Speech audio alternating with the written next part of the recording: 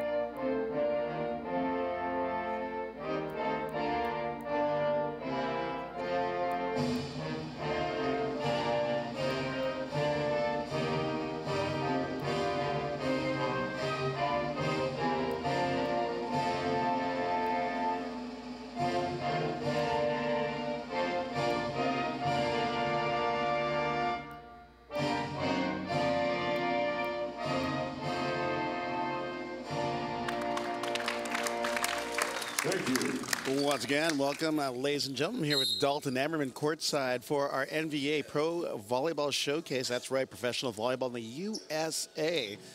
Here in the great state of Nevada, we're right down the street from the MGM Grand, who played awesome hosts to our event this week. And Dalton Ammerman and I are kicking it courtside to see some excellent volleyball be played here on day number 2. We had a great first day, don't you think, Dalton? Oh, man. Yesterday was just completely action-packed, a lot of high-level volleyball. We can only expect to see even better volleyball today. Oh, no doubt. We've got our group standings here up on the for the pools, and as you see, Academy United 2-0 in Pool A after the big win over Pineapple last night to close out our day, and Pineapple going to 1-1 along with LVC. That's Legion Volleyball Club representing the Albany, New York area, and Sizzle 0-2, the Arizona Sizzle. 6'1" outside hitter. We're meeting our starters here in match number 1 in day 2 for the Rising Tide. You have the libero number 2, Armin Zakarian from UC Santa Barbara. Also back in the lineup, number 4, Isaac Newball is seeing his first play from Cal State Northridge, former national team member. You have the opposite, a 6'8" opposite from UC Santa Barbara, yet another gaucho, number 12, Cullen Irons. Also coming out, 6'5" middle blocker from the Ohio State University, number 14, Mike Stewart. And in the lineup for the first time from Long Beach State University, another 49er, 6'4", from Laguna Niguel, that's number 19, Bryce Yuld. And the center team captain stands at 6 from another gaucho, played professionally in Germany and in Belgium, as well as France, number 8, Vinny Devaney. And we've got an outside hitter wearing number 9, standing at 5'11", from the great city of Irvine, that's Irvine, California. That's number 9, Brandon Directo. Coach for the Chesapeake Rising Tide is Daniel Davidson from the University of Chicago. Now our meeting starters for Blizzard. First off the bench, 6'5", setter from Stanford, number 1, Cole Fears. And a 6'5" outside hitter, also a Stanford Cardinal, number 3, Stephen Irvin. Number 13, Jake. At libero, standing at 5'10", a banana slug from UC Santa Cruz. Number 13, Jake Hurwitz. In the middle, standing at 6'5", from San Clemente, California, number 16, Ian Castellana. Also, another great mascot, UC Irvine, an anteater, standing at 6'9", wearing number 20, Marty Ross. And an opposite, 6'8", from Cal Baptist and Norco, California, number 30, Johannes Brink. Number 6, Paul Lockman. And in the other outside hitter position, for the first time on the court, another Beachy in the house. That's former national team member and AVP pro volleyball player, number 6, Paul Lottman. So what are we expecting to see today, Dalton? Well, we got two solid squads that played really good yesterday. Looking at the Rising Tide first, leading their way is Vinny Devaney at the setter position. Coming from Santa Barbara, he also played with their opposite, Colin Irons. And also the libero also played at UC Santa Barbara. 3 gauchos in the starting lineup for the Rising Tide today. And then coming on the court, we're going to looking for a live arm from the middle, Bryce Ewell, the standout middle from Long Beach State, who just graduated last year. As far as the Blizzard, we've got 2 anteaters in the lineup. UC Irvine middles of Marty Ross, who actually came over from Pacific after they disbanded their program, and Ian Castellana, a 4-year letter winner for UC Irvine. But this is the big one for Blizzard, and of course, he's one of your favorites, I'm sure, because he's from Long Beach State, and that would be Paul Lottman, and that's a big cannon at the pin. That's right. And then, yes, can't overlook the play of Johannes Brink yesterday as well, so you got to watch out for him. First serve in the net by Stephen Irvin, starting it off for Blizzard.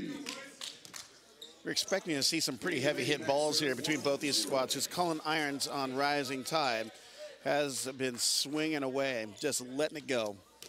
I guess you could say it's off the chain. Off the chain is right, Rob. We're getting our urbanisms in here. Service into the net for a point going to Blizzard. As host, McKay Smith said, back-to-back service errors.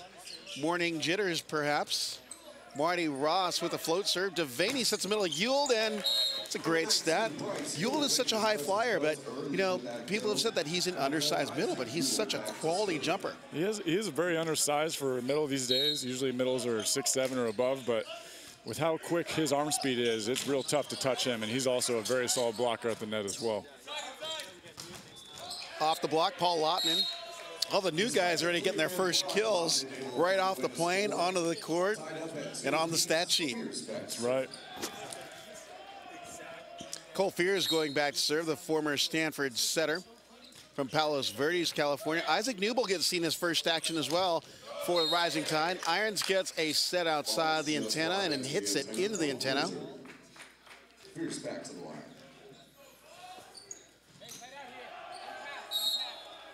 Fears steps back to serve, up 3-2. The southpaw, passed by Armin Zakarian, now playing libero.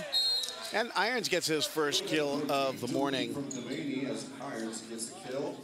Great back set by the team captain setter, Vinny Devaney. Big thanks to the Rising Tide guys for the lift over to the venue this morning. Uber, where were you? Service goes long by Ewell.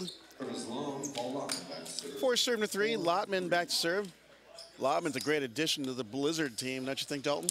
Yeah, I mean, that's going to change their entire game. They already had two really big middles in their offense yesterday, but adding Paul Lottman is just bringing a whole nother level to their offense. Ball's passed off net. Devaney with a high set to Directo. Directo abusing the inside of the block. They're sneaking it inside Stephen Irvin. Don't know a whole lot about Brandon Directo except for that he's just a super good jumper and loves the game. Force serving at 4 from Irvine, California. Played for Irvine Valley College, the Lasers. Lottman out of the back row trying to clean up, but it goes long as Rising Tide takes the lead. Colin Irons going back serve. Played in the 2011 Final Four with the Gauchos. Made that excellent run with Coach Rick McLaughlin. Stephen Irvin drills it down the line. Irons with a dig. Directo try to save it. Goes left hand. Beach shot almost falls. It was a great try, though. Despite a graceful attempt, Directo not able to get that ball over the net. Ian Castellano serving a 6'5" middle from San Clemente. Got a front row of Johannes Brink, Marty Ross, and Stephen Irvin on the other side. Isaac Newbold, his first attempt. Tip for kill. Always good for the dealers here in the casino. Newbold gets the Rising Tide 6 point. That's 6-5. Brandon Directo serving. On that replay, you see he just barely kept himself from going underneath the net, but it was a great and smart play since the set was inside the 10-foot line. Marty Ross with a blast, irons the dig, and he gets the fed right back. Irvin sets it out to Brink, who has to free ball it over. Directo steps in to take it. Devaney outside of Newbold. Newbold goes with the beach shot, but we get a Blizzard player in the net. 7-5, Rising Tide. Rising, or should I say rolling? Rolling waves, Rising Tide. Good jump serve by Directo. Fears sets out to Irvin. Irvin rolls it deep and long. Right idea, but unfortunately, not so great execution, being that it gives a Rising Tide their 8th point, and we go into our first technical timeout with a Rising Tide up. So, Dalton, what are you seeing so far here on the court? Well, with it being the first match of the day, it's kind of early for these guys. You can see that they're trying to get into their rhythm for both teams. A couple missed serves from both sides of the net. Looks like some guys are trying to get their arms going a little bit, but I can assume that the level of the play is going to start to pick up here pretty soon. Well, also the fact that they've got some new players on both squads right now. Two different teams that we saw on yesterday's web stream. Yeah, between Lotman over on the other side and, you know, the new middles for Blizzard. And then on the Rising Tide, you have Isaac Newbold, Brandon Directo, and Bryce Ewald in the lineup. So that's almost half the lineup there. That's right. Brandon Directo came in halfway through the day yesterday and ended up playing Rising Tide's second match and had a really big match and was a key player in their victory yesterday. So our first referee is Dean Hoskin, and our second referee is Mr. Ron Stahl. Directo serving. Directo standing at about 6 foot, 5'11". Nails it long, but he's a phenomenal jumper. Seen him play in the previous pro leagues here. Or actually in playing around in the area in club tournaments. Devaney getting jiggy with it on the set, pops it out to Isaac Newbold. Newbold now 2 kills and 0 errors. That's a great addition for the Rising Tide. Newbold listed at 6'1", a former Matador, played professionally in Germany and had a stint with the USA men's national team. Serving it from the back is Stewart. Right side attack into the net. Real nice move by Newbold to set up the block on the inside, feed him right into Bryce Ewald's arms. What's interesting is so the Rising Tides lineup actually gets smaller with Newbold and Directo at the pins, because they had Jones yesterday, stands at 6'4". And their other outside for, actually, is Armin Zakarian, who is at 6'2". So they're opting to go smaller. Yeah, but I think it's going to end up working out for them because Directo and Newbold both are pretty high flyers.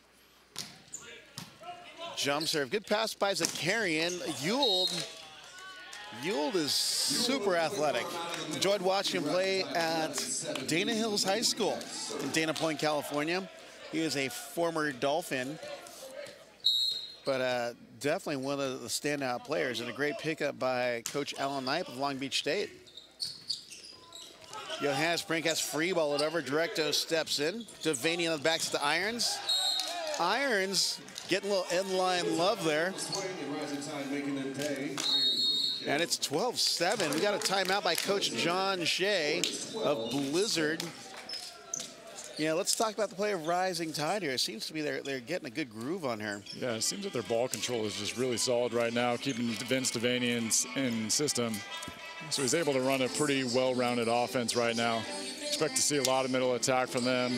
And then also Colin Irons had a pretty big second match yesterday. He wanted to make sure that he gives a shout out to his parents, Jerry and Renee Irons, and also Bert and Bridget Haley. Oh, look, nice calling out. I think they were sending out links on the bus ride or the van ride over. I was crammed in with all the Rising Tide guys. Fun group there. And a good group of guys. Talked to Vinny the first day he arrived here. He's like, I had to ask him one of the deepest questions of the year. How many people call you my cousin Vinny?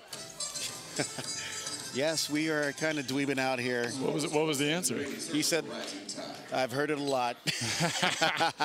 Too many times to count. 12 serving to 7 out of the timeout. Having a good time here in Las Vegas, and the guys are enjoying being a part of this tournament. So spirits are high, and it's a good vibe. Cole Fears with a good set to the outside. Lotman's just a big banger, and Lotman, former AVCA Player of the Year. Oh, I hated playing against him. Yeah, he was actually a walk-on at Long Beach State when he came in his freshman year and ended up becoming an All-American by his senior year. I did not know that. That's right. Net violation. Net violation by Blizzard. Ian Castellana caught in the net. Taking responsibility. Point going to Rising Tide. 13 serve and 8. Isaac Newbold back to serve. Isaac Newbold from Maui, Hawaii. Gotta love when the Hawaiians bring their game over to the mainland. Service into the net for a point going to Blizzard. And it's 9 serving to 13 as Cole Fears steps back to serve. The 6'5" former Cardinal. Fears hybrids down the line. Pass by Zakarian. Devaney backs it to Iron. Popped off the shoulder of the libero as it's dug into play. The Banana Slug libero records a kill. The Banana Slug libero is Jake Hurwitz, who stepped in on the bomb by Colin Irons. Irons smiling across the net. It's like, man, I got a good swing at that. He just popped it off her shoulder. Devaney sets the middle, and Bryce Yule nails it. Picked up by Hurwitz, who's getting some good action here. Zakarian, hand pass. Back to Newbold, tips it. Hurwitz picks it up, bumps that out by Brink. Lotman with a roll, Zakarian with a dig. Devaney back to Irons, and Irons splits the seam. 14-10. Great defensive rally by both sides. Hurwitz showing that he's willing to take a few BBs as well. That's right. After watching Kirk Francis play yesterday, I wasn't sure they were ever going to take him out after how many balls he dug. But it seems like he's able to hold his own out there as well. That's right. Kirk Francis, if you guys missed the stream yesterday, was getting bombed on. It was nothing to him. And they were great digs, leading to great transition points for Blizzard as they took on Lights Out yesterday from Chicago, Illinois. Newbold with a pass tight on the net. Devaney grabs it. Directo hits it off the antenna. He caught that approach and jump by Directo there, Dalton, but I mean, he's a high flyer, very similar to Taylor Crabb as far as the jumping. That's right.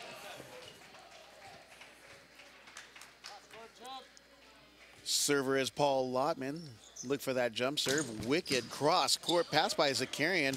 Bump set saved by Devaney outside to Directo. Directo bounces it off of Irvin.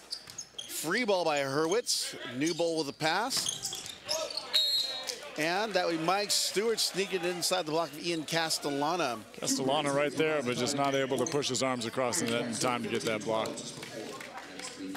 You cannot even stress the importance of the penetration across the net on blocking, especially with guys playing at this level. Castellana with a big swing in the middle. Mike Stewart lined up correctly, but I think Castellana had the better angle on that. Going back to serve for Blizzard. It's Ian Castellana, played at UC Irvine. And Mike Stewart drills it in the middle. Stewart stands at 6'5" from the Ohio State University.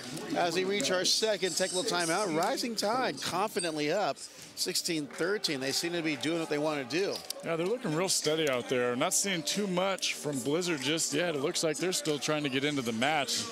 Someone needs to wake them up a little bit and see if their coach can give them the fire in this timeout right now. Yeah, I agree. It's, you know, they're still moving a little slow. They're like a half step off. And defensively, you know, I think Jake Hurwitz has been really saving them, so to speak. You know, if it weren't for his pickups, I think they'd be in a lot worse off condition. But they're only down 3. So yeah, there's still a lot of game left in this first set, so I wouldn't be too worried about it. I'm sure they're going to have some fight coming after this timeout. Well, you know, Cullen Irons is quite the cannon for Rising Tide. And, you know, it's been great seeing him back on the court, especially after that run with him during his undergraduate career with the Gauchos. But he and Vinny Devaney are on the coaching staff at UCSB as they're getting ready to start the 2018 Big West Conference volleyball season. Brandon Directo back to serve, 16 serving a 13.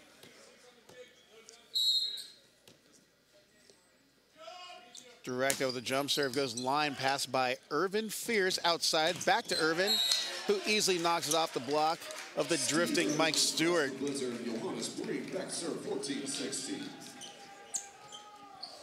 14 looking at 16. Look at that big rip by Stephen Irvin. Irvin went to Loyola High School in Los Angeles, played for Mike Boley, great coach. If not in LA, definitely in California. Isaac Newbold with a rip at the outside. 17-14. First set, Newbold already hitting over 800 with 5 kills on 6 swings. It's a good stat line for the former Matador. Hurwitz with a good pass. Irvin getting another swing. Devaney with a soft block, but playable by Stewart left back. Newbold with a tip. And like that, Newbold gets yet another kill on the unforced error.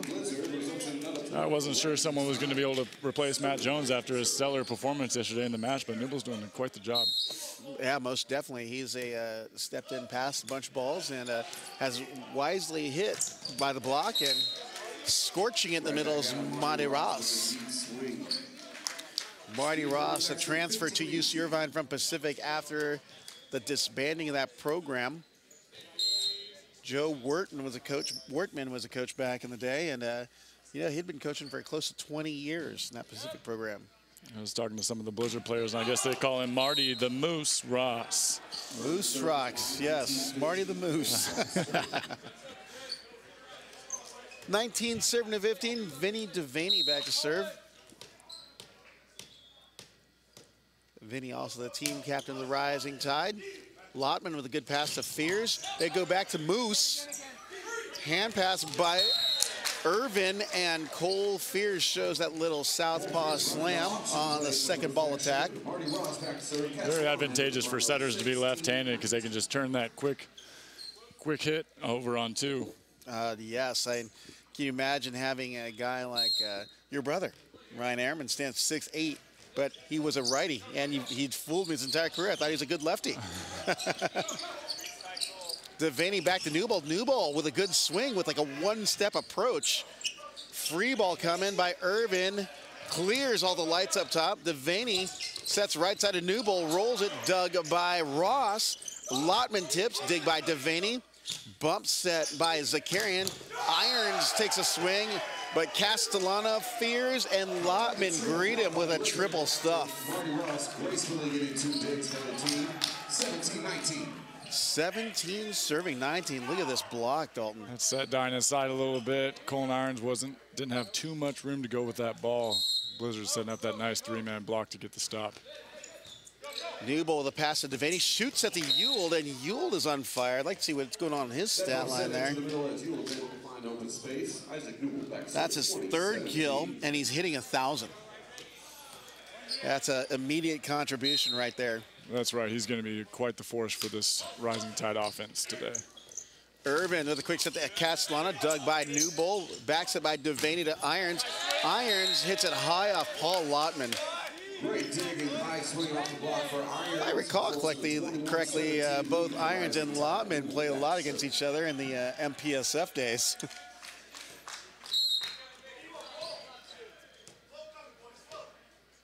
21-17, Newbold with a jumper, but into the net. He had a good rip on it, but just a little too low. Cole Fears back to service, 6'5" setter from Palos Verdes, California. Floaty pass by Newbold out to Directo. Directo off the block of Brink. That's 5'11 and a half, we'll call him, against a 6'5" Johannes Brink out there. But still, when you got a jump like that, I mean, we saw in last night's match in Academy United versus Pineapple, Taylor Crabb was just going to town. Yeah, that match last night with the two Hawaiians, Riley McKibben and Taylor Crabb, both playing impeccable defense last night, just showing us, I mean, just ridiculous moves on the court. It was a really fun match to watch. Oh, yes, most definitely. Team Aloha awesome. They are playing doubles, but the defensive plays they're making were so entertaining. Devaney quick back, high back set to Irons. Fears picks it up and right back. Hurwitz hand sets to Brink. Brink dug by Newbold. Dig to kill, the DTK. I'm going to claim that stat line, the DTK. DTK. We've seen two now in this match Coming alone. up with all kinds of acronyms over here. Well, that's what happens. You have a lot of time on your hands.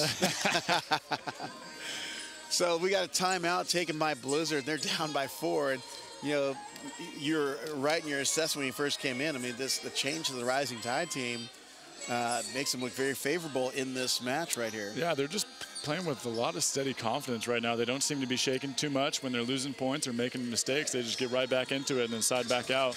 Right. Still looking for offensive force from Blizzard. Haven't seen too much of a live arm from any of their offensive positions right now. So got to see if we can get someone going hot.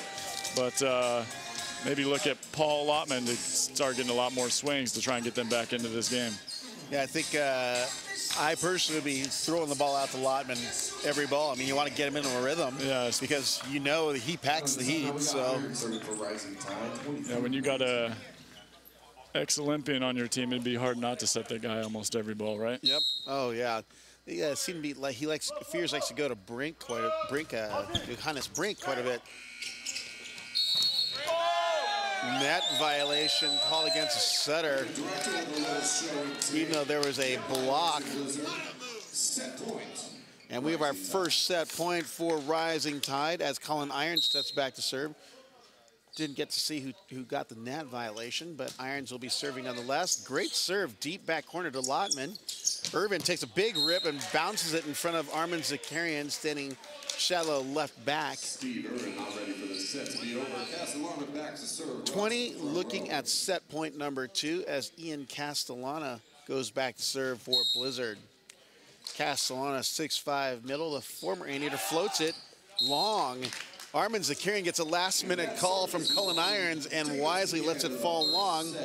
And first set going to the Rising Tide as they lead 1-0 over Blizzard of SoCal, 1-0. Dalton, things that you saw in our first set of the morning. Well, like we were talking about earlier, just looking for a little more offense from the Blizzard squad. Maybe after losing that first set, we might see a change in the middle.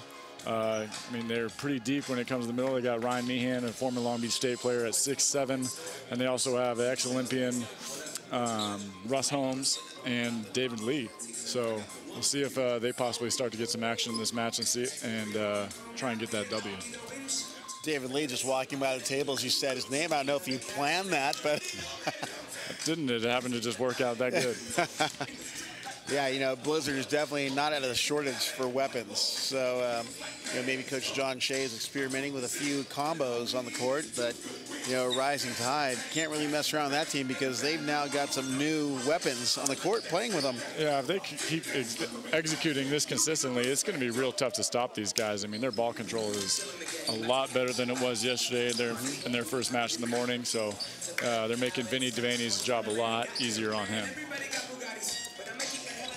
You know, I'll have to say, after seeing Paul Lottman play in recent years, both with Long Beach State and the U.S. national team, and even following some of the matches when he's playing professionally in Germany and Poland, I mean, he is definitely, he can get it going. And when he gets it going, he is hard to stop. He has a real live arm and just an all-around, well-rounded volleyball player, can do it all. So. And he throws on a tough serve on top of that. He does, that's for sure. So he brings a lot of heat from the service line. So I'm going to expect Blizzard to start setting him a lot more balls this set. Yeah, make a Rising Tide stop Paul Lottman. That's, and if you want to win, it seems like that's what you're going to have to do. That's right, that's right. And I get it, you want to spread the wealth as a setter, but, you know, sometimes you got to ride the prize pony if you want to win the race. You know what I'm saying? Exactly. You don't show up with the infant horse.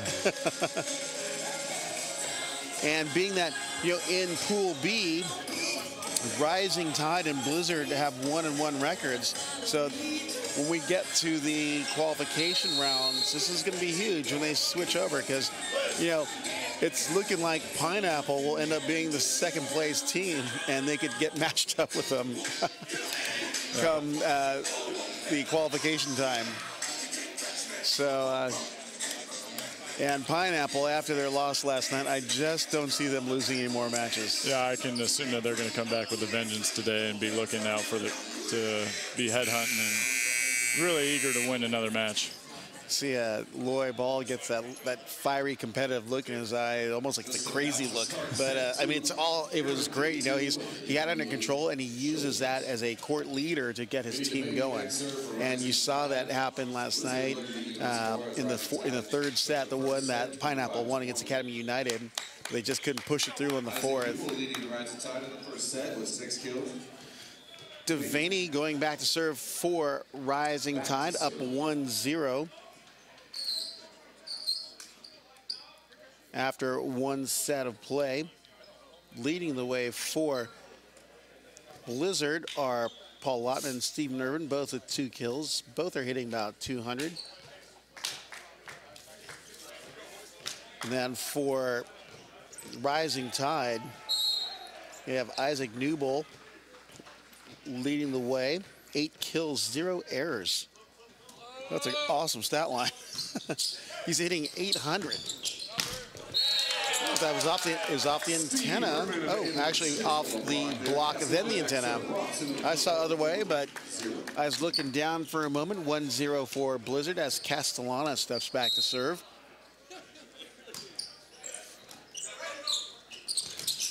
Bryce Ewell, he's got to have an awesome stat line for Rising Tide. I mean, I don't think he has a single error.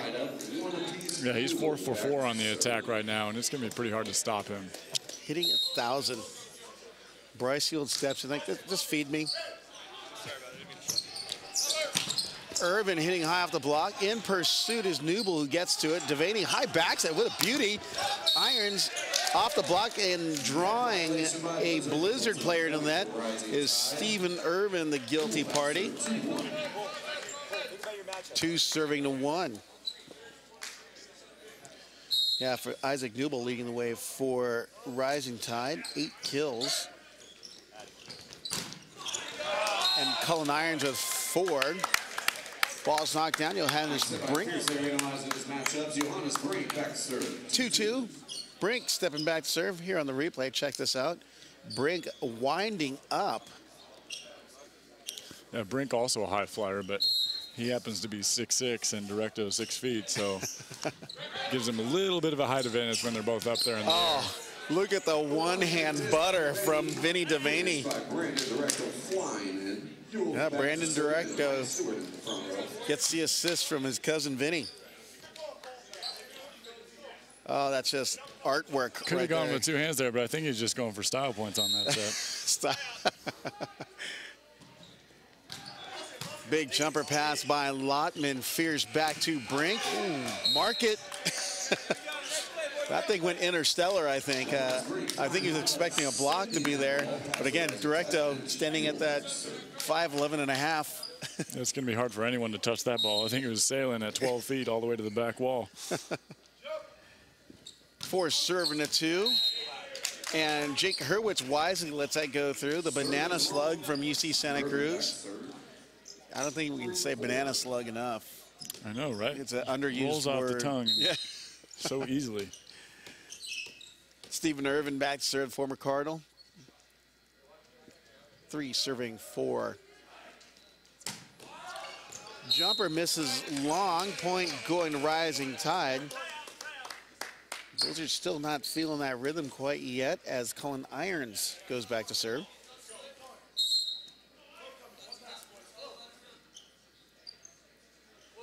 Irons with the jump float off the tape, pass by Lottman. Brink this time makes sure this one hits the ground. And he had a one-on-one against Directo out there. Yeah, real nice set by Fierce right there, but Marty Ross also getting the middle to commit on him, so that makes Johannes' job really easy hitting that D ball. Substitution, actually just a libero rotation. Castellana back in for Hurwitz as Ross goes back to serve. Jump float cross court, Directo with a good pass. Devaney out to Directo, knocks it by the block of Fears.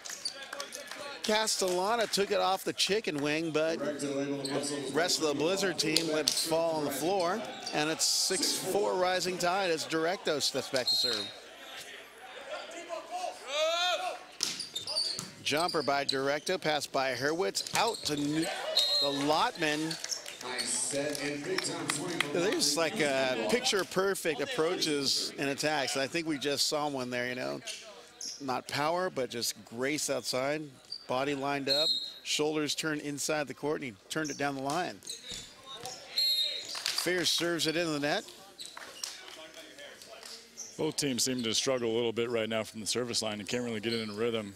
Yesterday, in a lot of the matches, we were seeing a lot of guys bring some serious heat from the service line. So hopefully they can start finding a rhythm here pretty soon. Fierce sets Castellana, who drills the pill in the middle. Castellana and Ewald are very similar in playing styles. Both kind of undersized middles, but get up really quick and on time and hit with vision and heat. Must be a South County thing. San Clemente for Castellana and Dana Point for Bryce Ewald. They're, I believe that's the Pacific Coast League opponents.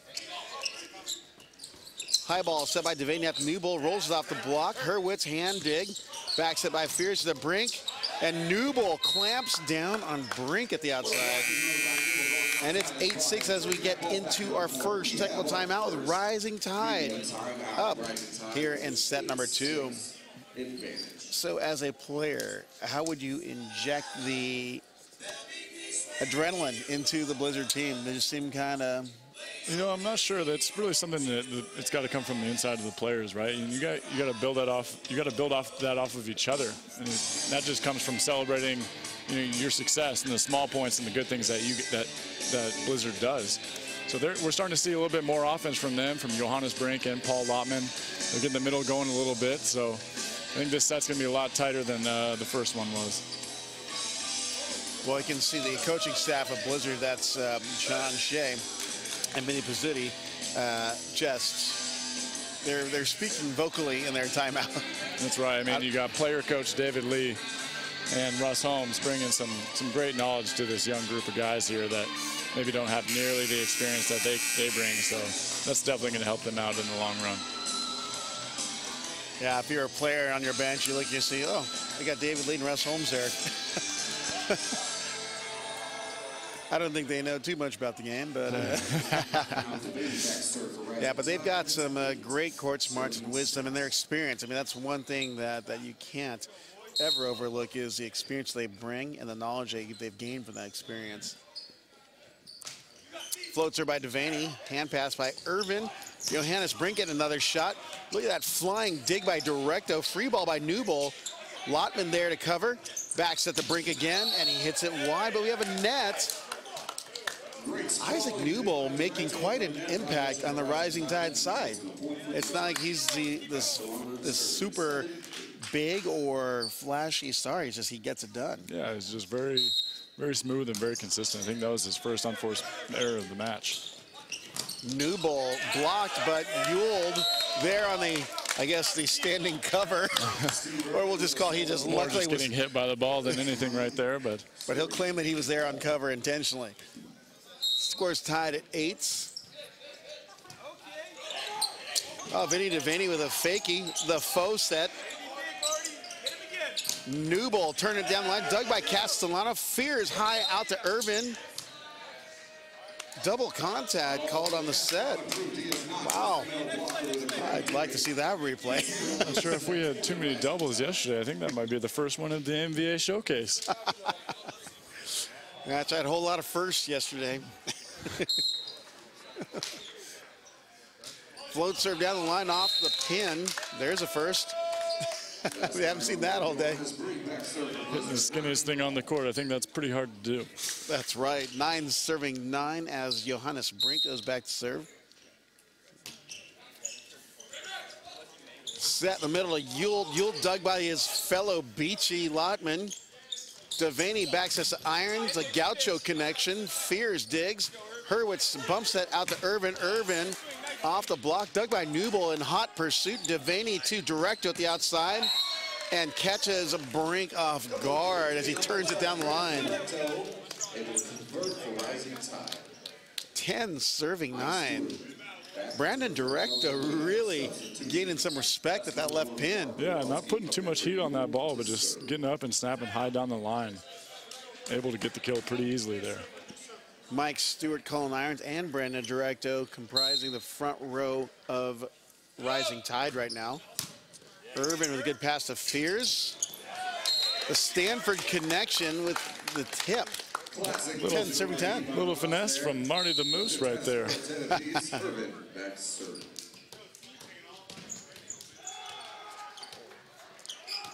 I wonder if they're referring to moose as in the animal or moose as in the smooth dessert. Or mousse that you use in your hair. Ball's pass side. Newbold set by Devaney and Stewart on the shoot set. Drops it down for 11-10. Mike Stewart by and swing it fast. Irons back serve 11-10. Going back to serve for Blizzard, Correction Rising Tide is Colin Irons. Lotman with a good pass. Off the net set. Lotman tips it, picked up. Free ball up and over. Off Brandon Directo's head. Lotman winds up off the block of Stewart. The monitor was blocking my view of that, so it went off Directo's head, huh? Yeah, they picked up the tip with the pancake, and then it just bounced off Directo's head. I don't even think he realized that what had happened. That's why it's helpful to have a hard gel in your hair when you play volleyball. You get a good up. Directo with a hand pass. Devaney shoots at the Stewart. Moose making the move, but unable to get the ball up. And that would be Marty Ross. 12 serving 11. Directo serving.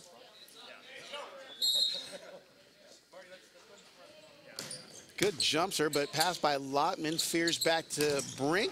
Knocks it off the block of Newbold. Johannes Brink was at Cal Baptist University. Former Lancer, also from Norco, California. Played volleyball with Taylor Sander. Set in the middle by Devaney to Stewart, who knocks it off the block of Castellana, and it falls. 13 serve to 12. Stewart back to serve. That's great help by Paul Ottman right there, but he just isn't able to get over the net quick enough in order to stop Bryce. Or Mike Stewart, excuse me. Fears with a good set the outside. That was an excellent bomb by Johannes Brink. Just over the top of Vinny Devaney's block right there. That's going to be a pretty hard ball to take. Well, you know, Irvin was compassionate for Devaney, gave him a little 5 underneath the net there, even though there probably was a little after effect of the bomb by Brink. That was the Lotman serve that we're used to seeing there. That's right. That's the serve we've been waiting to see. See if he can strike a little fire under this Blizzard team and carry some momentum to get them to win this next set. That was the grip and rip courtesy of Paul Lotman. Toss is up on the jumper. This one goes into the net. And we're tied at 14s. Blizzard chipping back away at the lead and then finally tying it up here at 14-14. Devaney shifting his service area on the end line, going to the left back area. Wonder what they see on the Blizzard side of the court. They're trying to hit Lotman. He's actually a great passer. Brink, all of a sudden, getting some heat. Yeah, I think they're probably just serving that over to Lotman in area 1 to try and hold the middle over and try and disrupt his approach coming in on the attack. Look at that little strategy by DA. That'd be Dalton Ammerman in the house. Ball's knocked down, and we're tied at 15s. Isaac Newble back to serve.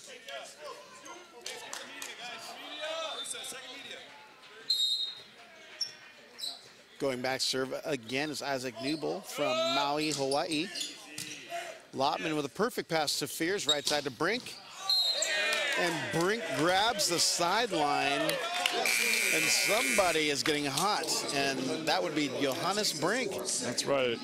After that high spatch to the wall, I wasn't so sure if he was going to be on this match, but he's starting to warm it up pretty good.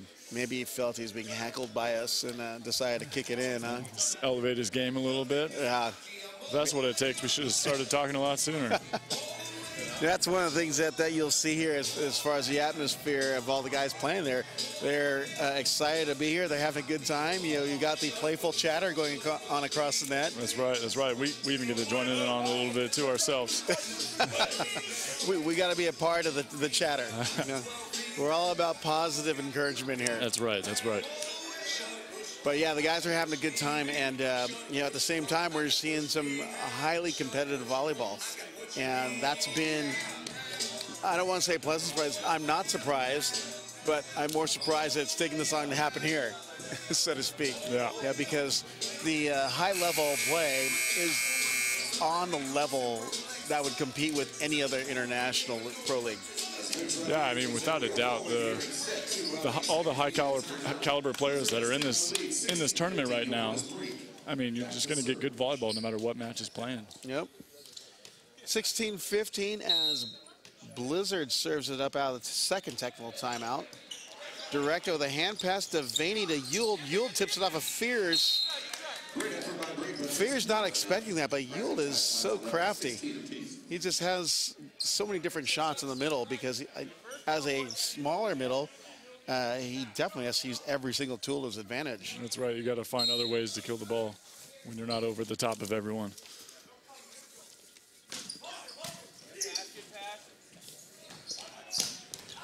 Steve and Irvin with a levitation at the outside. 17-16. Real nice set by Fears there, getting his one-on-ones out on the pins, and Stephen Irvin easily able to put that ball away. It's a beautiful set right there on the replay. And you saw that wrist away hammer by Irvin. Irvin steps back to serve. Jump serve toss is up, and he delivers into the net, unfortunately. Practice that serving routine a little more there. Now, how important are routines in the game of volleyball, Dalton? I think it's very important. It helps you stay cued in. I mean, just like any other sport, you see pitchers or even tennis players or golfers, they all have their routines before whatever skill it is they're doing in their sport. I think it just helps you stay tuned in a lot easier because, you know, it's very easy to get mentally distracted no matter what sport it is that you're playing. Yep. On that last play, just saw Johannes Brink, and, you know, I think the fire is getting hotter on the right side for Blizzard.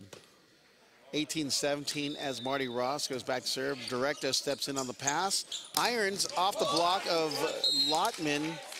I really like that matchup over there because you have a 6'7" Lotman going against a 6'6", 6'7" Irons, and they're both have some pretty good shoulders. Yeah, you got to be careful. When Colin Irons starts to get hot, he loves to hit that line down on that D ball. Jump serve into the net. Brandon Directo with the service error, and it's 19-18 with Cole Fears to serve for Blizzard.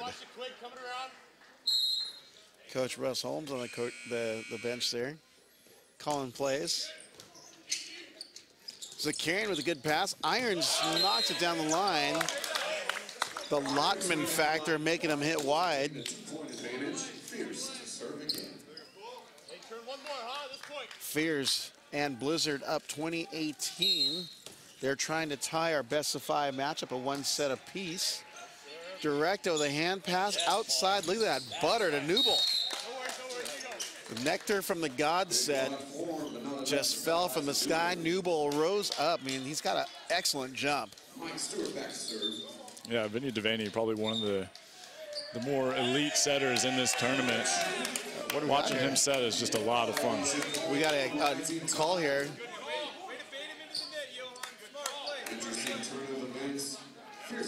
I believe they're trying to call a net violation on Newble at the outside. Love to see that replay on Isaac Newble, number 4 from Rising Tide. We have some discrepancy here. So it looks like Vinny Devaney, team captain's talking to Ron Stahl.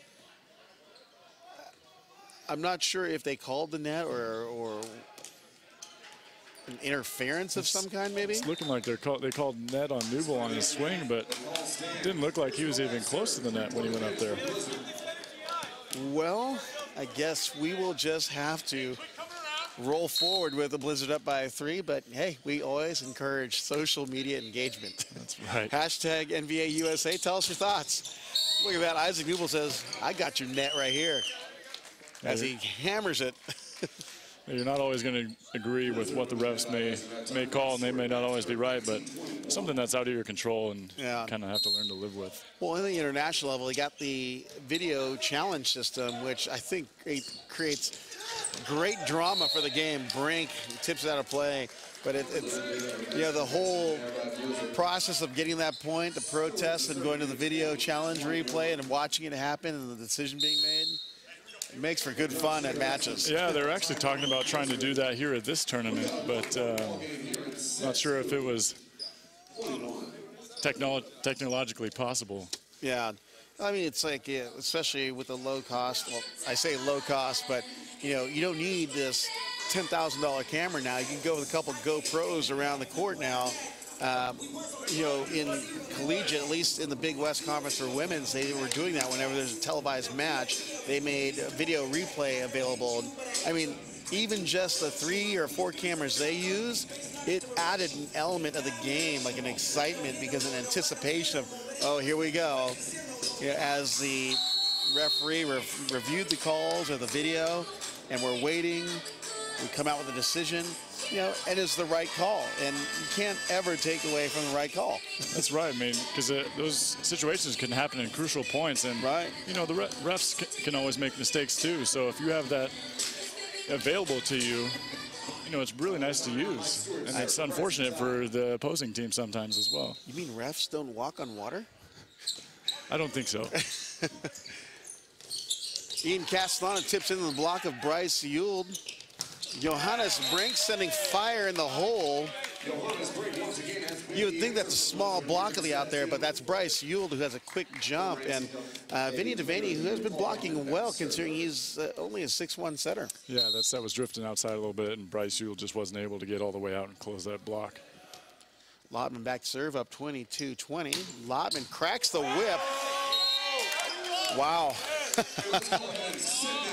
Paul Lotman just fired the cannon. You hear a little bit of chatter coming from Scott Tuzinski behind the court over there.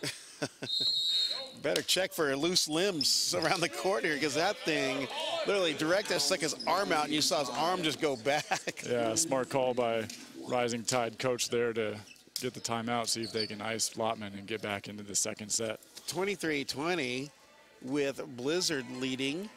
Rising Tide in set number 1 of day number 2 of our NVA Pro Volleyball Showcase. Paul Lottman putting on a show for us. Coming right off the plane and onto the court. Or was it the helicopter that he flew in on? But yeah, he's been playing some AVP beach contests this last summer.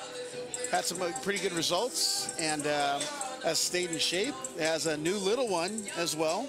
So I'm sure the change in lifestyle with the little one around the house has made it fun around here. Yeah, I was talking to him earlier, and he said after playing beach all summer and staying away from the indoor game, his body has actually never felt better because there's so much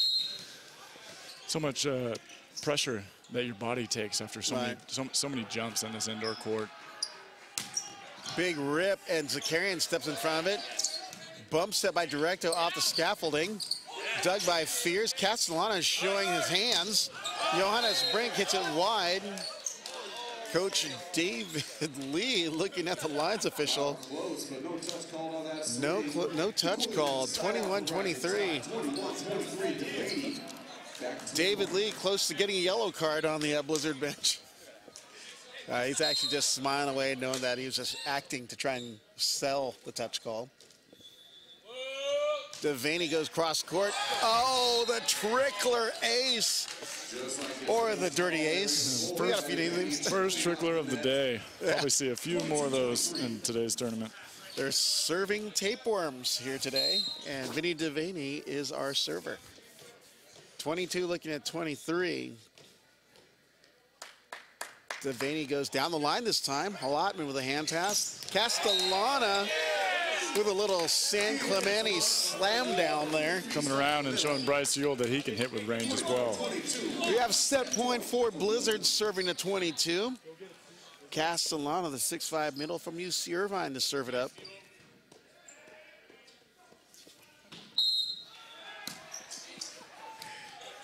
So carrying a good pass middle. Bryce Ewell showing what he can do. Bump set saved by Lottman. Irvin rolls it off the block. Directo with a dig middle back. Winding up the outside. Cullen Irons. Directo digs again. Ewell pokes it by. Castellana dig over the net. Directo hand dig. Devaney back to Newbold. And Johannes Brink unable to stab it up. Good rally there. Yeah, real nice rally. I think he just caught Johannes Brink off guard here. Real nice back set here by Vinny. Middle's not able to get out there, and Johannes Brink is standing straight up on defense. 23 serving to set point number 2. Isaac Newbold serving for Rising Tide. Irvin with a hand pass set out by Fears. Irvin flying at the outside, knocks down 4 points, and set number 2 going to Blizzard as our best of 5 matchup is all tied up at 1 set apiece. If you're just joining us, you're watching the NVA Pro Volleyball Showcase here in Las Vegas, Nevada, down the street from the MGM Grand and the UNLV Student Wellness and Health Center. First set was taken by the Rising Tide, 25-20. Blizzard just took the second set, 25-23. And we're switching sides. Dalton, tell me what we've been seeing out here. Well, just starting to see a lot more fire and energy from the Blizzard crew. I mean, Paul Lottman bringing a lot of heat from the service line and also bringing a lot of firepower as well, along with Johannes Brink on the opposite. Rising Tide, ball control is still pretty well, but not putting away as many balls. I think they got to keep setting their outside Newbold. He's gracefully getting kills and doesn't seem to be getting stopped very easily. Yeah, Isaac Newbold has been playing like a smooth operator. You know, he's got this calm and cool presence on the court, but then when you set him, he just turns into a beast. But yeah, he's definitely made it super entertaining on the Rising Tide side, you know, because you have 2 smaller outside hitters now between he and Brandon Directo. And Bryce Ewell, you know, I hate to say he's small, but for the middle he's small, but he's definitely one of those, the big difference makers for the Rising Tide. Yeah, on this Rising Tide squad, a pretty undersized squad all around, besides their guy Colin Irons on the opposite, who stands at 6'7". But on the pins and in the middle, and even in the setter position as well, they're not the biggest team, but still offensively very, very effective. You know, we're on the Blizzard side. You know, Paul Lotman, we're getting to see some of the tougher serves. Looks like he's getting more into a rhythm and a groove. And Johannes Brink, you know, he was hitting a couple balls out of play, and then all of a sudden he blasts one down the line over Directo, and that got him going in that second set. But this is the thing, it still is only a deuce set. That's right. I mean, there's still a lot of match left here. And for stats, we got Newble, who's still hitting over 400. He's got 9 kills on 17 swings. Bryce Ewald in the middle, hitting 700, 5 kills on 7 swings. And then for Blizzard, looks like we got both of their middles, Castellana and Ross, are hitting 500. And Paul Lotman and Stephen Irvin both hitting around 300. So their offense is starting to pick up a little bit here. Now we're getting our stats here at the end of each of the sets, so we'll be going over them with all of you watching in. Due to technical difficulties, we don't have a live stat, but, you know, we still got some great play nonetheless. And I'd like to thank you for coming in and watching online the NVA Pro Volleyball Showcase.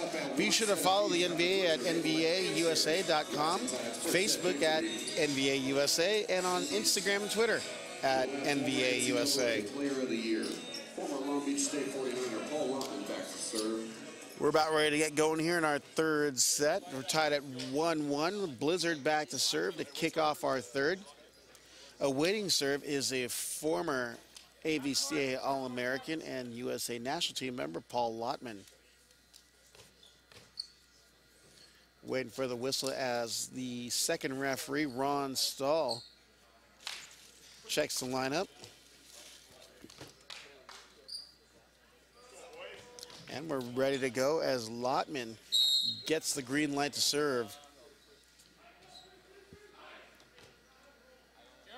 Lotman with a lot of spin on a jump serve with a BB fired to Directo. Newble winds up, rolls it off the block. Saved by Ewald. Great defensive play. Devaney sets it shallow over the net, and swinging away is Ross, picked up by Irons. Newble gets a little return package courtesy of Marty Ross and Johannes Brink. Ross and Brink have a nice form solid block here, giving Newble hardly anywhere to go. Yeah. The Blizzard wall has been erected. Lotman's little heat taken off of that one. Overpass. Irvin with the knocks down the overpass. Zakarian got a two-hand dig on it, but no one else on Rising Tide was able to dig in and get it. 2-0. Lotman on his third serve of their third set. Jump serve is up and delivered off net. Passed by Newble. Devaney back to Irons, and there should be a net. That's actually hit off the block. There's a lot of movement on the net, and there was no call. I guess the R2 has to send a little further off because of the way the standards are here. So I didn't recognize that till now, how far out it jets out on this side of the court. One serving it to Devaney, jump floats. Picking up Paul Lotman. Irvin off the block. Devaney with a pickup. Bryce Ewald showing the hands, blocked by Marty Ross by the Colin Irons attack. A little dab action from Marty Ross after that solo block. I think that's twice he's done that this tournament so far. He's a man of many talents. Directo passes off net to Devaney. Newble cross court banging by the block, and a swinging Paul Lotman in the back row. That was the propeller defense. Doesn't quite work. Flailing your arms. 2 serving a 3 with Newble still serving. Irvin with a hand pass. Johannes Brink blocked at the net by Directo and Ewald. Directo making a real nice move there, and Bryce Ewald a little laid out on the block, but still helps get that touch. Oh, you're right. Good call. Ewald was late, but he's there in time to knock it down. That's right. And when you're a middle blocker, you're not always going to be able to read where the set is, but it's important that you always make that move because you can always get those late touches and still get blocks. Jump serve goes long. Point going to Blizzard. Big question today. In the middle, does size matter? Bring back serve. They're showing in this match that it doesn't. If you have a quick and live arm and you can get up early, it's still going to be pretty hard to touch you. Bryce Ewell showing that size. Exhibit A right there, exactly. Hey, it's always been fun to watch because I think that he's been overlooked, at least from the awards perspective, like conference honors and things like that, because you know, you got these other guys that are 6'8", 6'9", but I mean, the way he's playing, he might as well be 6'8", 6'9". Yeah, he had a heck of a run his senior year when Long Beach needed to kill the ball.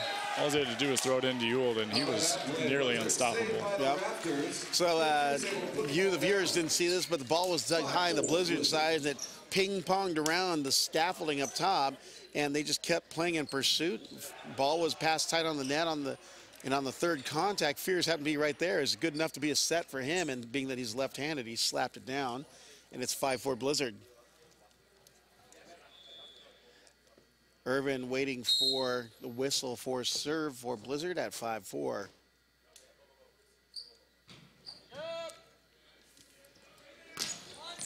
Directo with a pass off the net. Devaney going to Stewart. Fears sets out to Lotman. Lotman abuses the outside block, and Irons knows he just got hung out to dry. Through the block of Irons. Irvin back serve, 6-4. With a little wipe off the block. Smart outside hitters will always know the wipe move. Wax on, wax off. Directo with a good pass to Devaney. Directo with a set, and he drills it off of Johannes Brink's shoulder. That was like a 3-set, not even like a hut. Yeah, it's going to be pretty hard for the block to keep up with the tempo of that set. So if you run that, a quick, and a bic,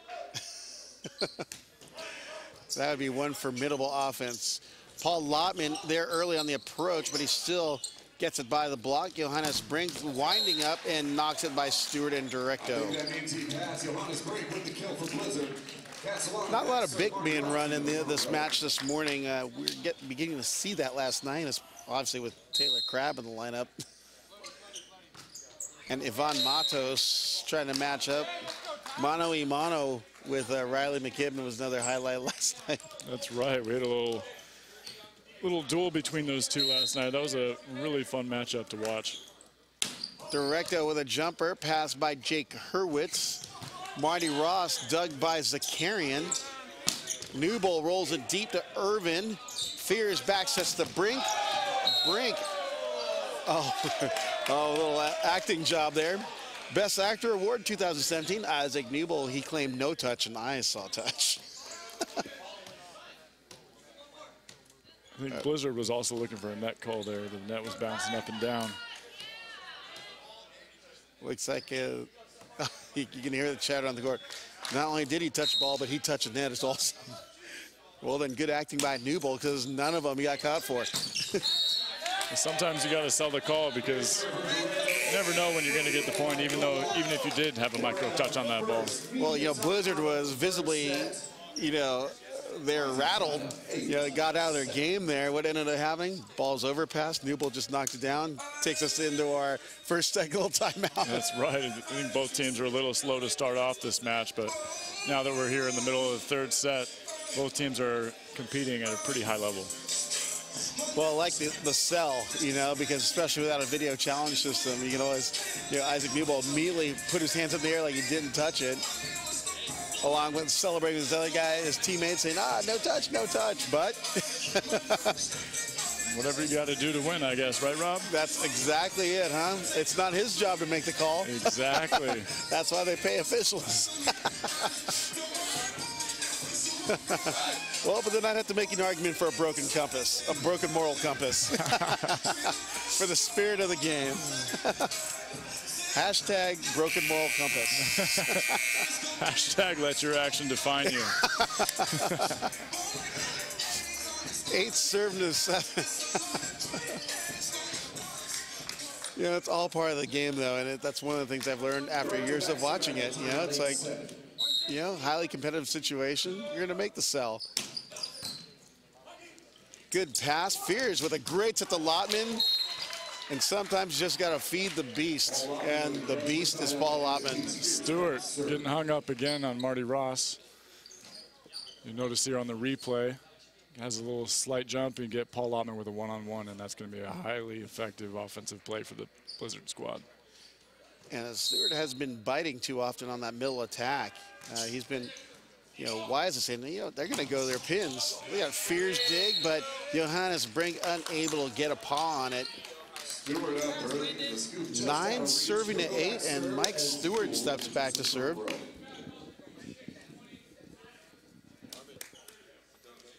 Stewart, again, the former Buckeye from Ohio State University. Float serve down the line. Lotman with a pass. Bumps that back to Lotman by Fears. Ross over on 1. Irons tips it by the block. Pancake dig by Hurwitz. Lotman pokes. Devaney with a save. Directo hand sets outside. A Newble. Newble just turned on beast mode. Lighting up Jake Hurwitz right there. Even he couldn't contain that one. You may have to scrape the blue and yellow off of Hurwitz's shoulder because Newble hit the paint off of the ball. Giving him a little bit of a tattoo there. Yeah. Mikasa tattoo, our artist, Isaac Newble. 10 serving to 8, and Blizzard takes a timeout. Coach John Shea wanting to slow down this rally here.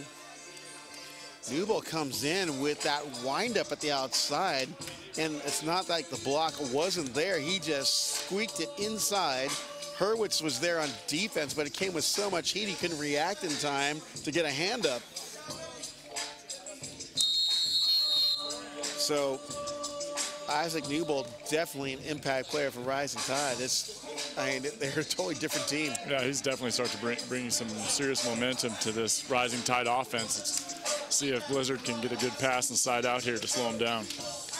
And yesterday, Rising Tide in our first match of the morning, I guess they get all the first matches now I think about it, but they hit over 400 in that first match. So it's not for lack of offense that they're losing. Fears sets Brink, and he knocks it right at us. Oh, there goes that NVA sign. 9 serving 10. Back to the line. Yep, we have a foam barrier in front of us protecting us from these deadly balls. Paul Lotman to serve. See if he nails the jump serve, and yes, he nails it, but into the net. Is it a tough transition to come from the beach to indoor or indoor to beach?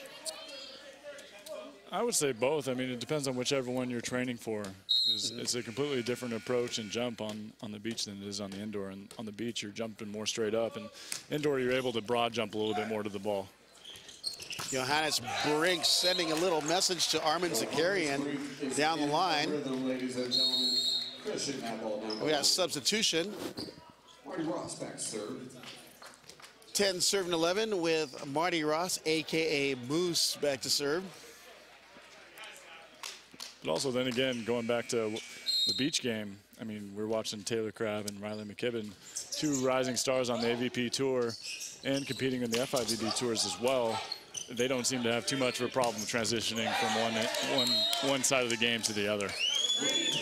Cullen Irons unleashing one at the outside. Point going to a Rising Tide. A little too close for comfort, Gregory. 10 serving to 12. Or correction, 12 serving to 10. Isaac Newble back to serve. Roll jump serve goes up and over on the overpass. Devaney back to Irons. Irons knocks it off of the middle. Actually, a new middle checked in for Blizzard. Playing in the middle for Blizzard, number 34, John Zappia. Brink tries to get the ball after rolling off the net. 13 serving to 10. Didn't see when Blizzard made that change. Didn't realize there's a substitution, but John Zappia is now in for Ian Castellana. Zappia wearing number 34. Plays ball at UCLA. And they got a rotation violation called against Blizzard.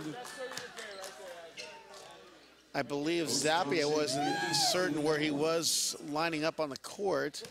Newble knows that he's getting a little lucky there. after bombing his serve out of bounds, he gets another chance to go at it again here. Wow, it was just a matter of inches that Zappia was out of rotation. Newble unloads, but it goes wide and long. Serve is long. Bring back serve 11-14. Isaac Newble for the Rising Tide. Played professionally in Germany and had a USA men's national team stint. Directo with the overhand pass. Roll shot dug by a flying Paul Lottman. Irvin splits the block of Yuld and Irons on the left side. 12 looking at 14. Steve Irvin able to convert from Blizzard 12-14. Nice off-speed shot there by Directo, but Paul Lottman's able to pick it up. Bryce Yuld doesn't just get out there far enough to close that block and get that stop. 12 serving to 14.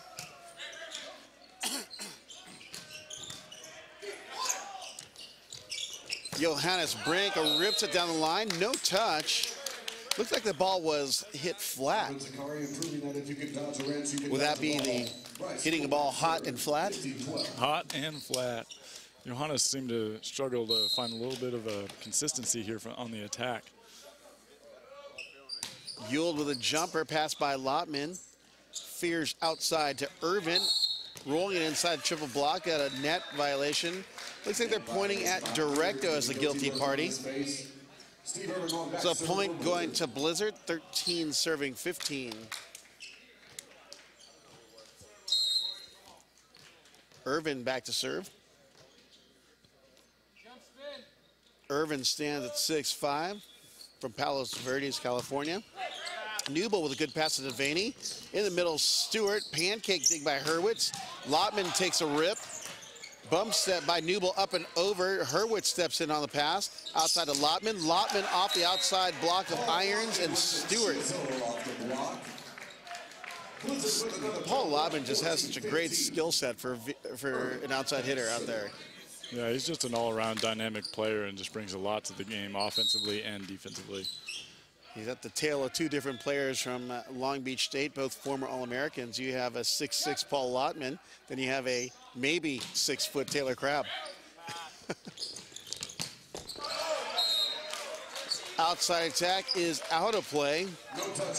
Directo looking for a touch. I didn't see one, but on my angle, it's hard to see. Yeah, can you imagine the Long Beach State All-Star team or all-time team? Taylor Crabb, Paul Lottman, David Lee. And I'm not just touting all the Long Beach State guys because there's so many here. They are here, but they have great guys that come out of the program. Same with Stanford, UCLA, Santa Barbara, as we see from Vinny Devaney, a former Gaucho, as Directo knocks it inside the block. Then you have a bunch of Loyola and Lewis players, and Ohio State, George Mason. There's some great players in the USA is what I'm trying to get at here. Yeah, that's right. We were talking a lot yesterday about how the talent pool is really spread out across the nation for men's volleyball as of the last 5 years. Yep. I believe you said the last 4 national championships in the Division I men's program have been won by the NVA, which was unheard of about 10, 15 years ago when the West Coast was the dominant force in the men's volleyball. And if it was won, it would be won by Penn State. Right. Well, what's even more incredible is you look at some of the other players that are being represented in this league. There's some D3 players who are putting on a great show. A.J. Nally, Springfield College. You know, there's guys from a few other smaller colleges, like, you know, we got Mohawk, my favorite, Mohawk College, but that's actually in Canada, so I don't know if that counts. No. But you have community college players who didn't go to a 4-year school or come out and plan and have D1 or professional level skills. That's right. I mean, that just goes to show you that different players mature and develop at different times in their careers. Yep. So it doesn't necessarily matter where you play collegiately or high school. You can still go play professionally and even on the national team, even if you don't compete at a Division I level. Directo stuffed. Cole Fears applying the wall of shame. Fears making a nice move low and over in the seam with his left hand here. Getting all the way out to the line, shutting Directo down. Great swing block move, though. You see him crouch down low, throw the arms up. 16-16. We're going to have ourselves another five-setter, is my guess. Service into the net. That was Zappia. John Zappia seen his first serve. As Directo goes back to serve. That one floats long. No topspin. In fact, there's probably backspin and a propeller on top of it, too. Just a little miss hit on the jump serve, making it 17-all as Cole Fears goes back to serve. Direct with a good pass. Irons swinging away. Dug by Fears on the lucky dig. Ball comes over. Irons has to pass it low.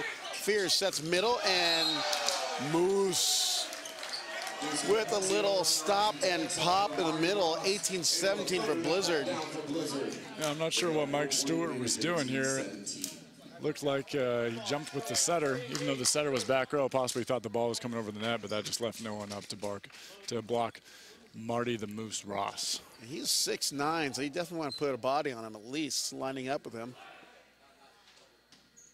because he has been the most successful of the middles in this match so far. So you got to respect the offense that he brings to the Blizzard team.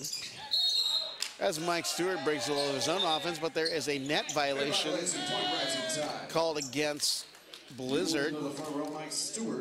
18 served 18. Stewart serves it up again for Rising Tide. Rising Tide representing the Chesapeake, Washington, D.C. area. Another great university out there with some good D1 volleyball is George Mason University, which has some players represented here at our NVA Pro Volleyball Showcase. Big shout out to George Mason coach, Jay Hosick. I know you're probably tuning in. And yes, I'll take one of those Volkswagen vans too. Devaney with a high set to the outside. Newble blocked, set out by Devaney again. Newble knocks it inside the block. Fears high out to Irvin. Irvin rolls it off the end line. Directo made a good move, but I think he was hoping it would be out. 20-18. The guy loved the way that Blizzard has just chipped away at the lead and got back into this.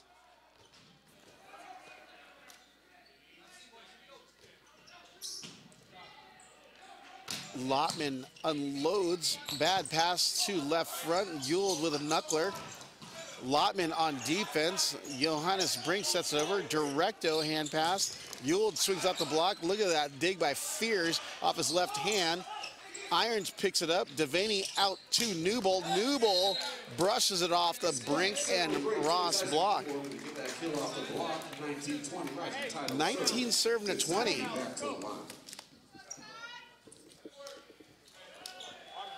Devaney going back to serve again for a Rising Tide, former 6'1" setter from UCSB.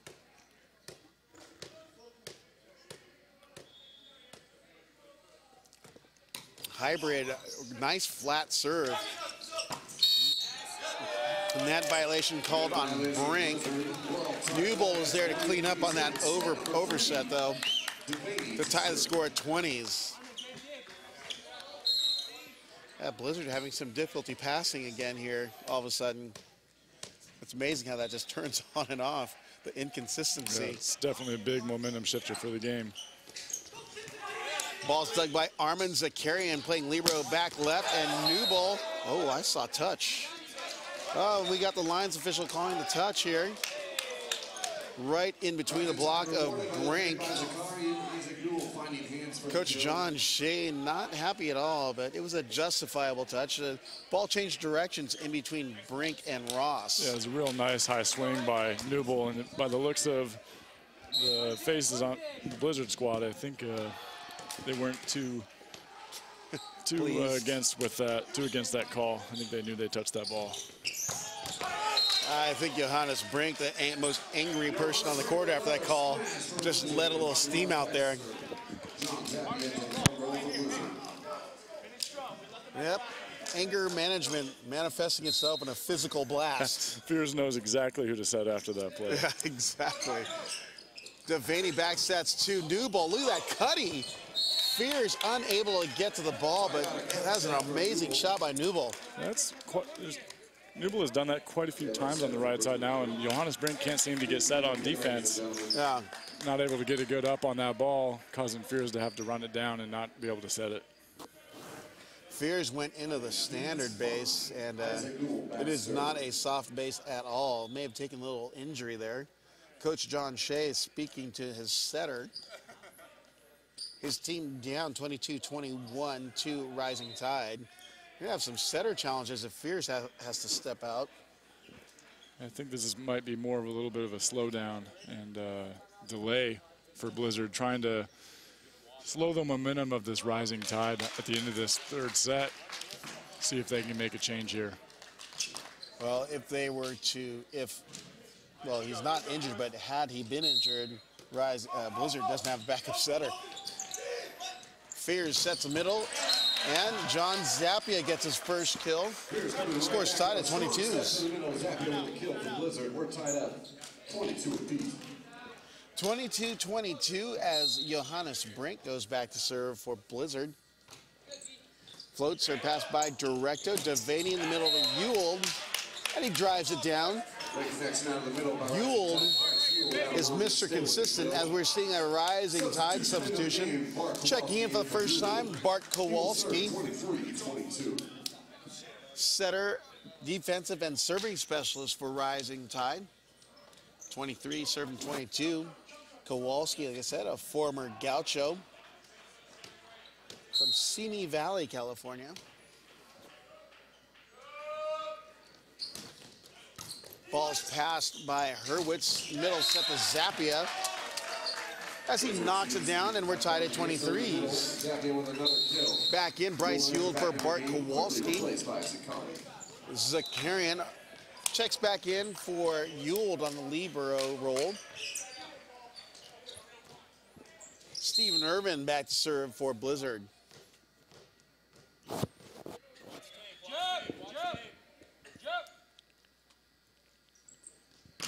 Irvin jumps it into the net, and it's set point Rising Tide. Serving to 23 as Cullen Irons goes back to serve.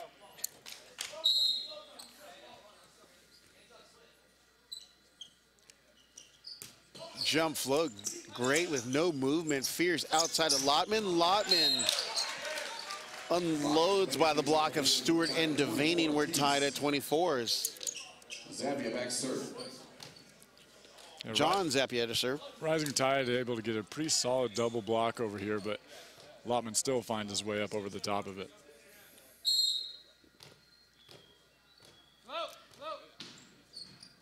Float serve goes deep to Newbold. Devaney sets back to Irons. Irons dug by Irvin. Backs at the Brink. Brink knocks it off the block, and the tables have turned. It is now set point. Blizzard serving at 24.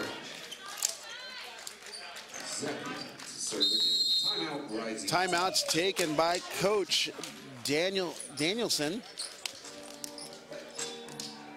as his Rising Tide team is down 25-24. Daniel Davidson stepping in, the coach, just got in last night. So team captain Vinny Devaney serving two roles as team captain and coach. So coming into this timeout, what are you telling the Rising Tide team to do? I just need to calm the nerves a little bit here, settle down, get a solid pass up to Vinny. I think you just set this ball out to either pin, and I think Colin Irons or Brandon Directo have a good shot at putting this ball away, getting them back into this late third set.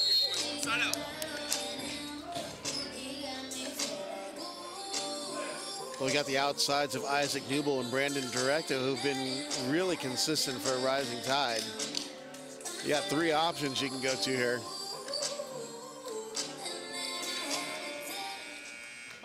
Set point number one, serving at 24. John Zappia serving for Blizzard.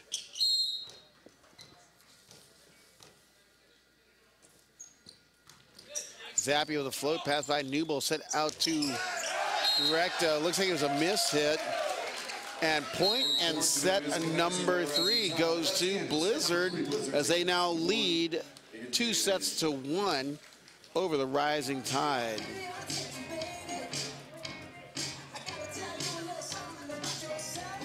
So Rising Tide takes the first set 25-20. Blizzard comes back, take the next two, 25-23 and 26-24. And set number 4 getting ready to go. So for Rising Tide, you're down 1-2 now. Coach Davidson, what do you tell your team? I think they just need to keep being a little bit more aggressive on offense. We're not seeing as much production, especially from the Pens, from Rising Tide right now. Their ball control is still pretty good. And they also need to just start slowing down Paul Lottman and Johannes Brink on the Pens over there.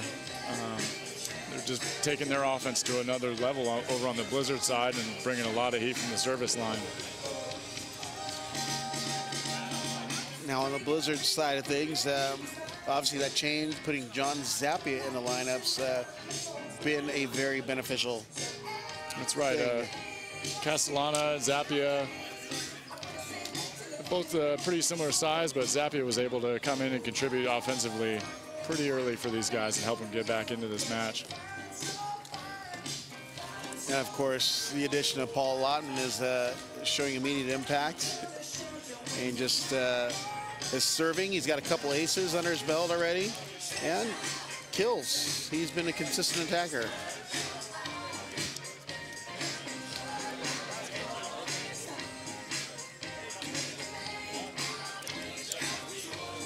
Again, if you're just joining us, you're watching the NVA Pro Volleyball Showcase here in Las Vegas, Nevada. We are at the Student Wellness and Recreation Center on the campus of UNLV, right down the street from the MGM Grand. Want to say hi to all of you viewers on the web stream and family and friends of the team members here that have been competing the last couple of days. Be sure to get the word out. Follow NVA at NVAUSA.com and on Instagram, Twitter, and Facebook at NVA USA. That's NVA USA. That's right. And if you need a late winter vacation, quick trip out to Vegas. Sure, flights are really cheap right now because you're missing out on some great action out here at UNLV Student Recreation and Wellness Center. And if you want to kill some time after the play is done, you can always go to the rodeo. Or go to the casino and gamble. Maybe try and test your luck a little bit. Maybe win a little money. There's a lot of one-armed bandits around here. Indeed there is.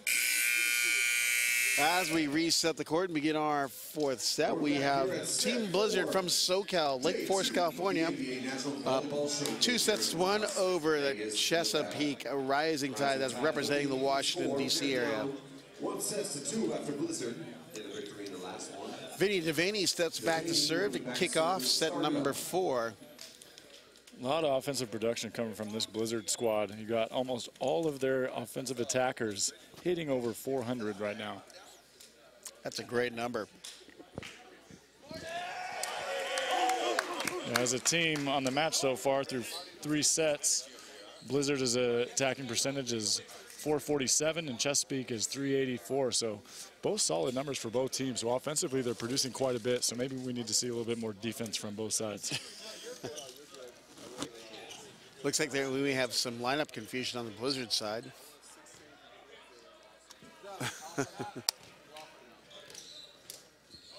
So Castellana comes on, John Zappia off. Looks like we're all set. Devaney to serve. And we're ready to go here in set number 4 with Vinny Devaney back to serve, the former Gaucho from UCSB.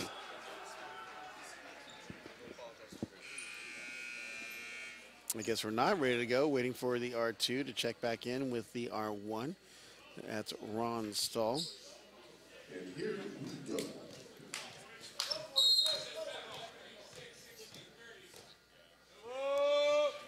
Devaney, tough serve down the line to Lottman. Fears sets outside to Brink, and he hits it long. 1-0. Coach David Lee. David Lee really trying to sway the refs over here on the bench, but it's not working out in his favor. The communications class at Long Beach State, not a very effective tool, apparently. Hey, state schools. Fears sets high out to Brink. Brink winds up again, but this time hits the target, gets a little revenge on the referee as it goes into the R2 standing courtside after the deflection. Nice and job. we're tied at once. Nice job by Fears there, going right back to Brink and keeping his confidence up. Yeah, Brink has definitely been in the weight room. He's got some cannons hanging off the shoulders there. Scores tied at 1 with Lotman on the jump serve. Devaney sets middle to Ewell, dug by Fears. Ball comes over. Ewell has to pass the ball. Devaney outside to Irons and saved by Lotman. Free ball by Brink over net. Off the tape, Ewell with the pass, and Ewell with a feed and bang. Great defensive effort, but Bryce Ewell able to put that ball down for Rising Tide. Newell back serve to 1. Isaac Newell serving for Rising Tide. Great play by Ewell. Check this out here. Able to keep that ball in system and is up quick again, and they're just not able to get their hands across the net for that swing. 2 serving to 1. Newell standing at 6'1", the former Matador Cal State Northridge. Played for Coach Jeff Campbell as Ian Castellana with a wind-up in the swing. Castellano like the beast out of the middle. Castellana subbing in for Zappia and immediately able to make a difference in their offense. He's playing for court survival at this point. It's Survivor NVA edition. Ball is knocked inside the block. We got a new outside hitter stepping in at the outside for Rising Tide. Back in after playing, we seen him play yesterday, is Matt Jones from Harvard, 6'3". He was banging away yesterday.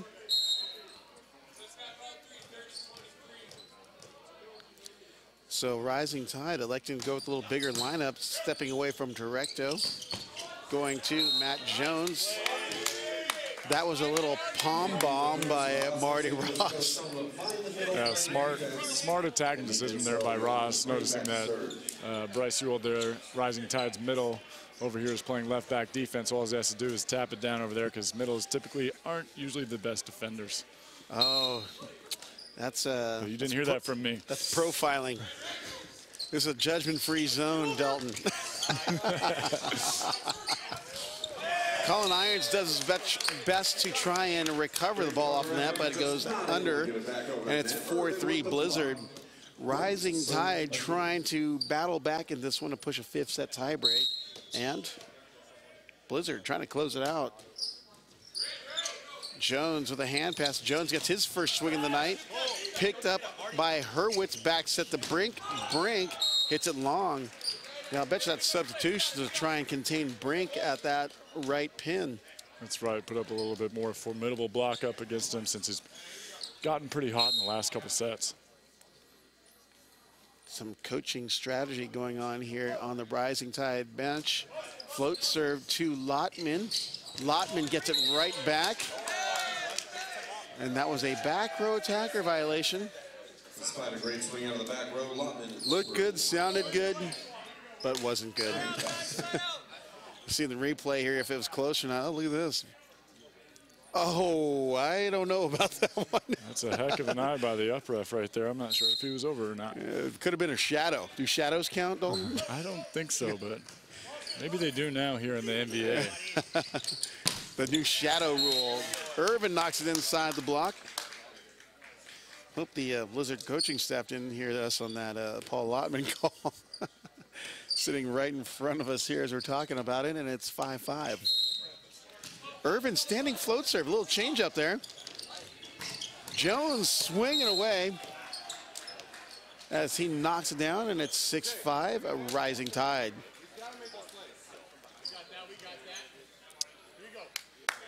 Matt Jones going back to serve. Coming from the Blizzard bench, the coaching staff saying that we got to dig that ball. It's way too easy of a ball to let go. Lotman with a knuckler off of Devaney, net violation. Devaney not fighting the call, so I guess he was into it. Scores tied at 6s. So you have a front row on the Rising Tide side of Stewart, Devaney, and Jones. You have Lotman, Fears, and Castellana on the Blizzard side. Great set to the outside. Newbold going to the deep corner. Steven Irvin made the move, but it was a half-step move. Didn't really commit. I guess he just don't know how to defend against Newbold because he's got such a great range of shots. 7 serving to 6. Lotman with a good pass to Fears. Lotman gets it right back. And I think Lotman wanted the little Mikasa ball to find Mama, which is sitting over there in the corner, that big old inflatable. I think Lotman was expecting a little bit faster of a set on that ball and came in early and ended up hanging and not able to make solid contact on that. Yeah, that's a tough job. You're there early and you got to find something to do with the ball that's going to make it difficult for the other team, or do you try and just get it over? Well, sometimes, you know, that goes back to that red light, green light scenario that we were talking about yesterday. If there's a ball where you don't think that you should be hitting 100% and it's probably not the smartest choice, sometimes it's just better to keep that ball in and force the other team to make the unforced errors. So what would have Dalton Ammerman have done in that situation? I probably would have done the same thing as Paul Lotman. Not very good at controlling my aggressiveness when it comes to hitting the ball. Not one to tip quite a bit. Well, the other scenario is, you know, there could have been a block that would have gone up, but the block just didn't go up. Yeah. So you look for hands and swing high off the hands. You see Paul Lotman talking to their setter, Fears right there, probably telling him to speed that set up a little bit. Paul Lotman's probably used to a little bit faster paced set on that outside go. You know, all I gotta say is I'm gonna take the role of the setter and go, why does the setter always get blamed for everything? It's never the hitter's fault, man. Yeah, the club days, is the setters or the brains? I'm sure every position that you ask, they always blame it on everyone else. Bryce Ewell off the block. Bryce Ewell saying, why get off the net? Why use an approach? Assistant, our team captain, David Lee, yelling at his Long Beach State fellow alumni, Bryce Ewell. Oh!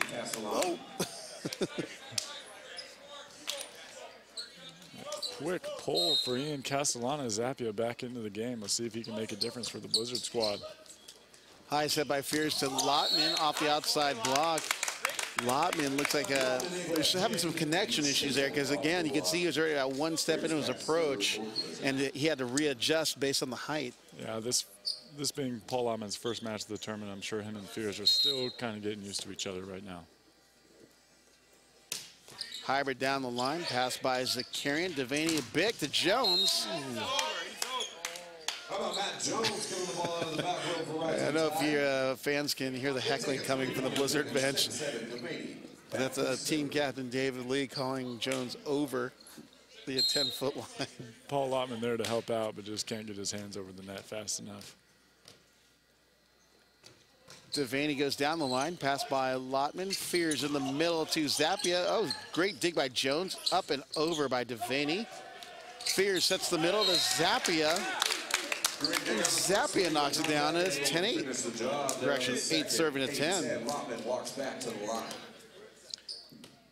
Free ball over to the Blizzard team here, and they're able to keep it in system as Zappia's up early, able to hit with vision in range, and that nice cut back. Lotman with a service for Team Blizzard. Jump serve, pass by Zakarian. Look at that. Money set. New ball with not a lot of heat, still falls on the Blizzard side. And it's 11 serving A. And so, Dalton, you know, what determines where the libero will end up in defense in the back row? Well, it really depends on the blocking schemes. If you're taking the line or leaving the line, you know, the libero has to set up around the block. That way they're not standing right behind the block, so they're able to see the hitter and react to the attack. How about in relation to initial starting position? Because we sometimes see them rotating to middle back on defense or left back. Right, so usually everyone in the back row in defense has their base positions. Both on the wings, the right and left back will usually start about 12 feet off the net and 2 or 3 feet inside the court. And then depending on where the set goes, whether it's out to the pens or the quick, then they make their adjustments on where to go. This attack by, looks like that was Jones. Cullen Irons, actually. Cullen Irons, you know, quiet, but he's been contributing. Fears back sets to Brink, and Brink knocks it by Jones. Same result as when Brandon Directo was out there. And that's right, Mike Stewart having a little tough time getting all the way out there to help Jones on that block, giving Johannes a lot of court to swing away at. High out to Jones. Jones beach shot off the block. Devaney back to irons. And Irvin teamed up with Marty Ross on the double stuff. Cullen Irons looking for assistance from the referees, looking for the net violation by Blizzard. And it's 11 serving to 12. Brink serves to Newbold. It's a bad pass off the net. Jones has to adjust. Hit with a left hand. Brink sets outside, and they call the double. Even Brink didn't fight that one. Called on Johannes Brink. Colin Irons will go back serve for Rising Tide, 13-11. 13 serving 11 with Colin Irons serving for Rising Tide. Got a hold on the whistle here. They got wipe some sweat off the floor. We got a wet spot. Towel requested. 13 serving 11, Rising Tide serving to Blizzard. Colin Irons still back there waiting. Colin Irons quietly with 9 kills. And he's hitting only 192 though, but he's still getting his attempts. Jake Hurwitz with a pass. Brink knocks it off the net. Devaney was rotating, coming off the net on defense and was caught off guard. And it's 12 serving to 13 with Steve Irvin serving.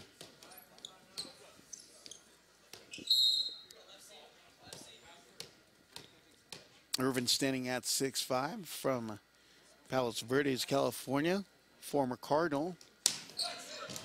Pass by Newble. Outside set to Jones, dug by Irvin.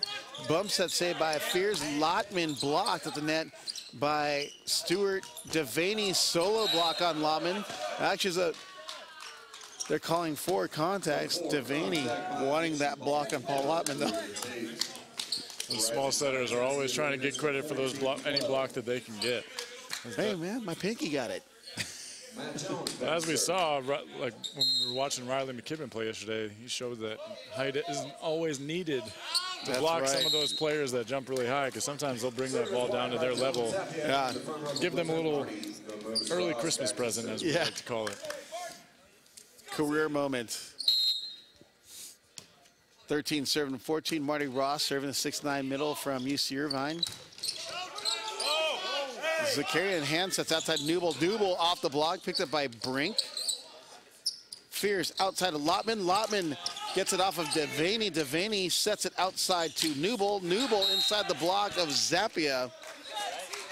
15 serving to 13. It looks like we may have a little injury here on Lotman, a little back problem. Hopefully it's nothing too serious. Our score is 15-13. Mike Stewart back to the line. Stewart going back to serve, 15 serving to 13. Stewart floats it to Irvin. Fears out to Lotman. Lotman dug by Stewart. Stewart with a beach up, but no one stepped underneath to get it. Walking back for Blizzard. And it's 14 serving to 15. Fears 14. Blizzard stands at 6'5". Zakarian with a good pass. Tipped in the middle by Ewald. Fears sent outside the Lotman. Lotman blocked. Ball goes over by Zappia. Devaney to Newball. And Zappia and Brink finally got him, but a net violation is called. And we go into our second technical timeout with Rising Tide leading 16-14.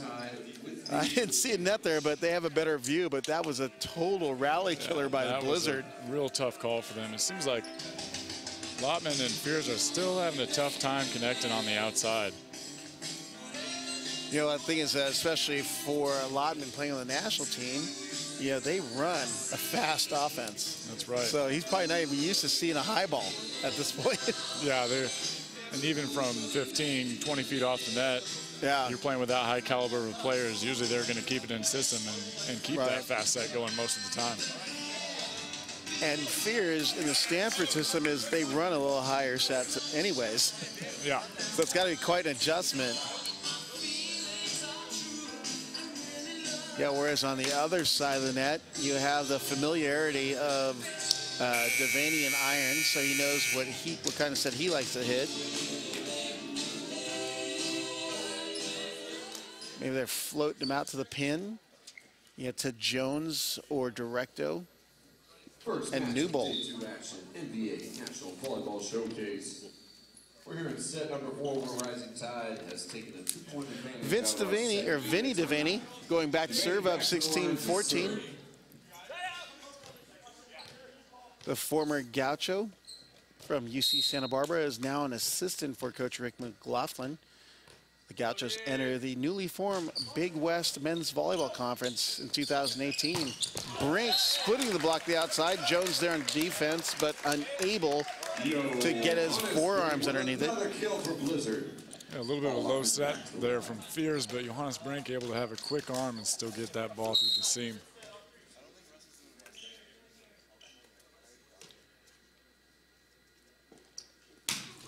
Big serve by Lottman. Devaney sets the middle of Ewell, who's blocked. Jones with a one-hand dig.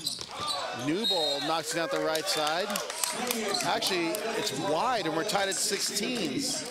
Johannes Brink with double-digit kills. He's got at least 17 kills at this point. I would think that my main option would be the gentleman who's serving right now, Paul Lottman. Lottman takes a rip. It goes over the net on the pass by Zakarian. Fears sets Irvin, who's then dug by Jones. Back set by Devaney to Newbold, who tools Irvin at the right side.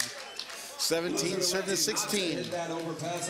Bold move by Bryce Ewell there, pulling his hands down when he's jumping up in the air and not blocking, but Matt Jones still able to get that dig, and they're able to convert that transition point. Float serve by Newbold, pass by Irvin. Back set, Zappia with a tip. Devaney picks it up. Set by Zakarian. Irons rolls it down the line. Hurwitz expecting something a little harder, but instead just defends his face and tries to direct the ball inside. And like that, Rising Tide's up 18-16. Yeah, sometimes when you're bringing the heat alive on the offensive side and you mix it up with an off-speed shot, the defense is so dug in waiting for that really hard driven ball that you can find a lot of success with some off-speed shots.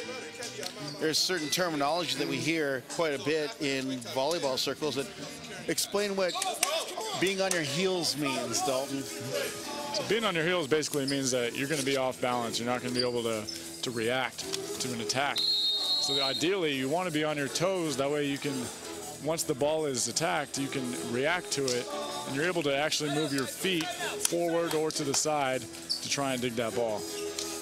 Nice, I like it. The volleyball Wikipedia, courtesy of Dalton Emmerman. Although we disagree on spatula and pancake. I agree completely with you on the spatula and the pancake. Irvin with a hand pass. Fears sets back to Brink, and Brink busts one down. Brink bringing some fire after that attack, trying to get his team fired up to win this fourth set. I think he's angry that they cut the Cal Baptist program. That's why I hit it that hard. That's right, you heard it here. Not happy about that one, but who knows now? Oh, we're live? No. Ball's knocked off the block by Cullen Irons, and Cullen Irons had a, as a player, he was known as a big banger, and he's still been playing big. He has the potential to be a super big volleyball star just because he's such a great opposite, but he's chosen to stay back here in the States and become an assistant coach for Rick McLaughlin with Vinny. And there's Cullen Irons. Can we call him Iron Man? But it's a plural, so. Cullen Irons just able to get out all the way out to the antenna and shut down the line, but then he also makes that low move with his left hand in that seam, able to stop Stephen Irvin on that attack. jump serve into the net, and it's 18 serving to 20 as Johannes Brink goes back to serve.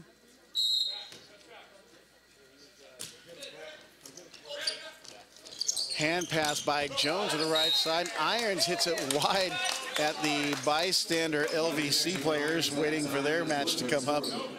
Colin looking for Irvin's hands there, but Irvin pulls his hands back and says, not today. Brink goes down the line. Newble with a two-hand pass. Irons unloads. Brink digs it out of play. Cullen Irons steps back to serve up by a pair at 21-19. Johannes Brink. Correction, Cullen Irons going back to serve. Steadying middle back, hits a really good jump float. Hurwitz passes almost over the net. Talk about a lucky play. You gotta watch that on the replay. Cole Fears had a tight pass in the net, saved it with his right hand, poked it, saved it, and Moose was there to get it after it got knocked off the block. So who gets the assist, Fears or the middle on the other side of the net, Stewart? Guess it goes to Stewart. Yeah. Sorry, Cole. We're one less assist on the day. 20 looking at 21. And coming into the match, Hartley. Hartley for Blizzard was a player of the match in match number 1 yesterday. 6'5", former outside from University of Hawaii. Looks like he's getting pulled for Irvin back again. Just shy of the top of the net. Hartley will return to the match. Irvin back into the match. 22 serving at 20. Going to have another substitution. Bart Kowalski coming in. Hoping for a little serving magic for the Rising Tide as Jones steps off the court.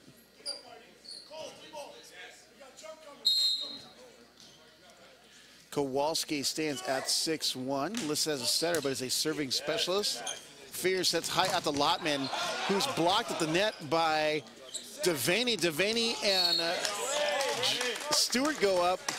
You know, Lotman hits a really high ball, and Devaney soloed on him. Yeah, I think that ball was probably going out, but Johannes ended up playing it anyways, and then they end up going back to Lotman on the outside, and he has an off-speed shot and ends up getting the block to come into the net. Service in the net by Marty Ross makes it 23-21 Rising Tide.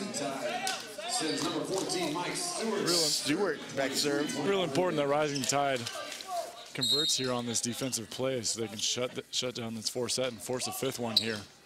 Hurwitz a bad pass off the net. Fear sets outside to Lotman, who knocks it off of Devaney. Lotman kind of getting into a little groove here in our 4th set. Fierce back serve, 22-23, looking at tie up. Cole Fears back to serve for Blizzard. You got Paul Lotman on their screen there, and Johannes Brink, the 2 hot hands for Blizzard. Yule knocks it down to the middle, high out to Lotman. Lotman with a pokey off the block. Devaney with a good save, but it goes up and over the net. And we have 23-23. But just not enough to keep it in play. Great effort by Devaney on the other side, but Paul Lotman, you can just see his hitting smarts and hitting knowledge at the outside pin. Cole Fierce back to serve. Devaney getting up high enough to block the big outside hitter, Paul Lotman. Timeouts taken by Rising Tide. We're now tied 23-23. Rising Tide trying to force a 5th set tie break, and the Blizzard trying to close it out right here. Yeah, it looked like Rising Tide had some momentum at the end of this 4th set, but within the past few plays, Blizzard just keeps throwing the ball out to Paul Lotman, and he's showing that he knows what to do when it comes to big moments like this to keep his team alive and try and force the end of this match here. See, in the timeout there, you got Coach John Shea, and you got David Lee, co-captain, John Zappia, and Paul Lotman. 23-23. Apparently, Coach Shea is talking about blocking or worshiping David Lee. But I'm pretty sure it's blocking that he's talking about at 23-23. You know, On the blocking side of things, Bryce Ewald and Mike Stewart have been doing a pretty good job against Blizzard. 23-23. Bryce Ewald taking it down in the middle, and it's set point serving to 23. Look at this hit by Ewald. Up and over Zappia.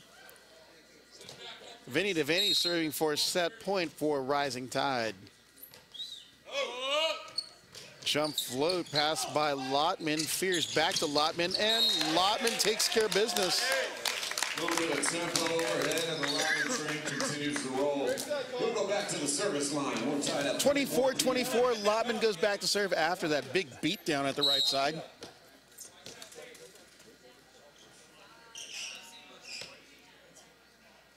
Lottman with the jumps. There's been pretty deadly here today. Isaac Newbold, Rising Tide's primary gun, knocks it off the block, and it's set point number 2, serving to 24 as Isaac Newbold steps back to serve. What do you think, Rob? Do you think they throw the Bic to Lottman here? I would. So he's got the hot arm right now. Newbold with a good serve to Hurwitz. Fears sets back to Brink. Dug by Newbold. Goes over the net. Hurwitz with the hand pass. Fears back to Brink. And Matt Jones with a 10-finger discount. And we are going 5 here at the UNLV Student Health and Recreation Center, or Wellness, whatever center we're at. That was an awesome block. Center of some kind, yeah. Usually Johannes Brink able to get above the block, but Matt Jones rising up and shutting him down. That was an incredible move.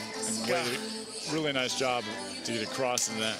See, what he did with his hands is what was amazing, because you just saw that turn of his outside hand last minute. And, you know, Johannes Brink is a big hitter, so as hard as he hits it, it comes back faster at you off the block. That's right. It adds a little more shame to the block when it comes down fast. I guess you got to go for broke and settle for consequences. That's for sure. Heading into this 5th set, don't be surprised to see Blizzard keep feeding Paul Lottman, the beast from Long Beach State 49ers. Well, we've only seen one 5-setter here, and it was in match number 2 yesterday. And we're in match number 1, and we got our 5-setter. Looks like we're in for another long day of high-quality volleyball here, Rob. Can't get enough of it. I'm down with it.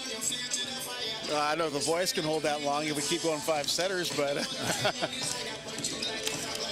we'll come to a point where, you know, the teams are just, you know, when we start getting to the qualification rounds, you're going to see tighter and tighter competition. So it means it's only to get even more exciting. So we got good things coming. I think this is the last round of pool play here. We're going to start moving into the playoffs after that, and it should get pretty exciting as we get closer and closer to that grand prize of $50,000. $50K. Let's hope you don't go to the roulette table and put that all on black. Like certain players have done with their per diem. You know what they say. You got to bet big in order to win big, Rob.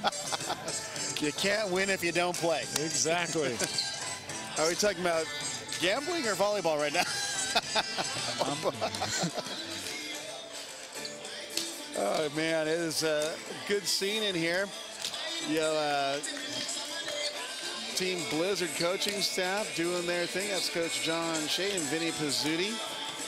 And more people starting to roll in through the Recreation Wellness Center here as this day goes on. If you're around, come stop by. Tickets are only $10. You can also do the VIP pass and get a chance to get a meet and greet and signatures from these elite players that are here this weekend. Or you can just come by and say hi to Dalton and me. Yeah, come hang out with us. Listen to us call the game. And for all of you watching online, I'd like to thank you for hanging out with us here.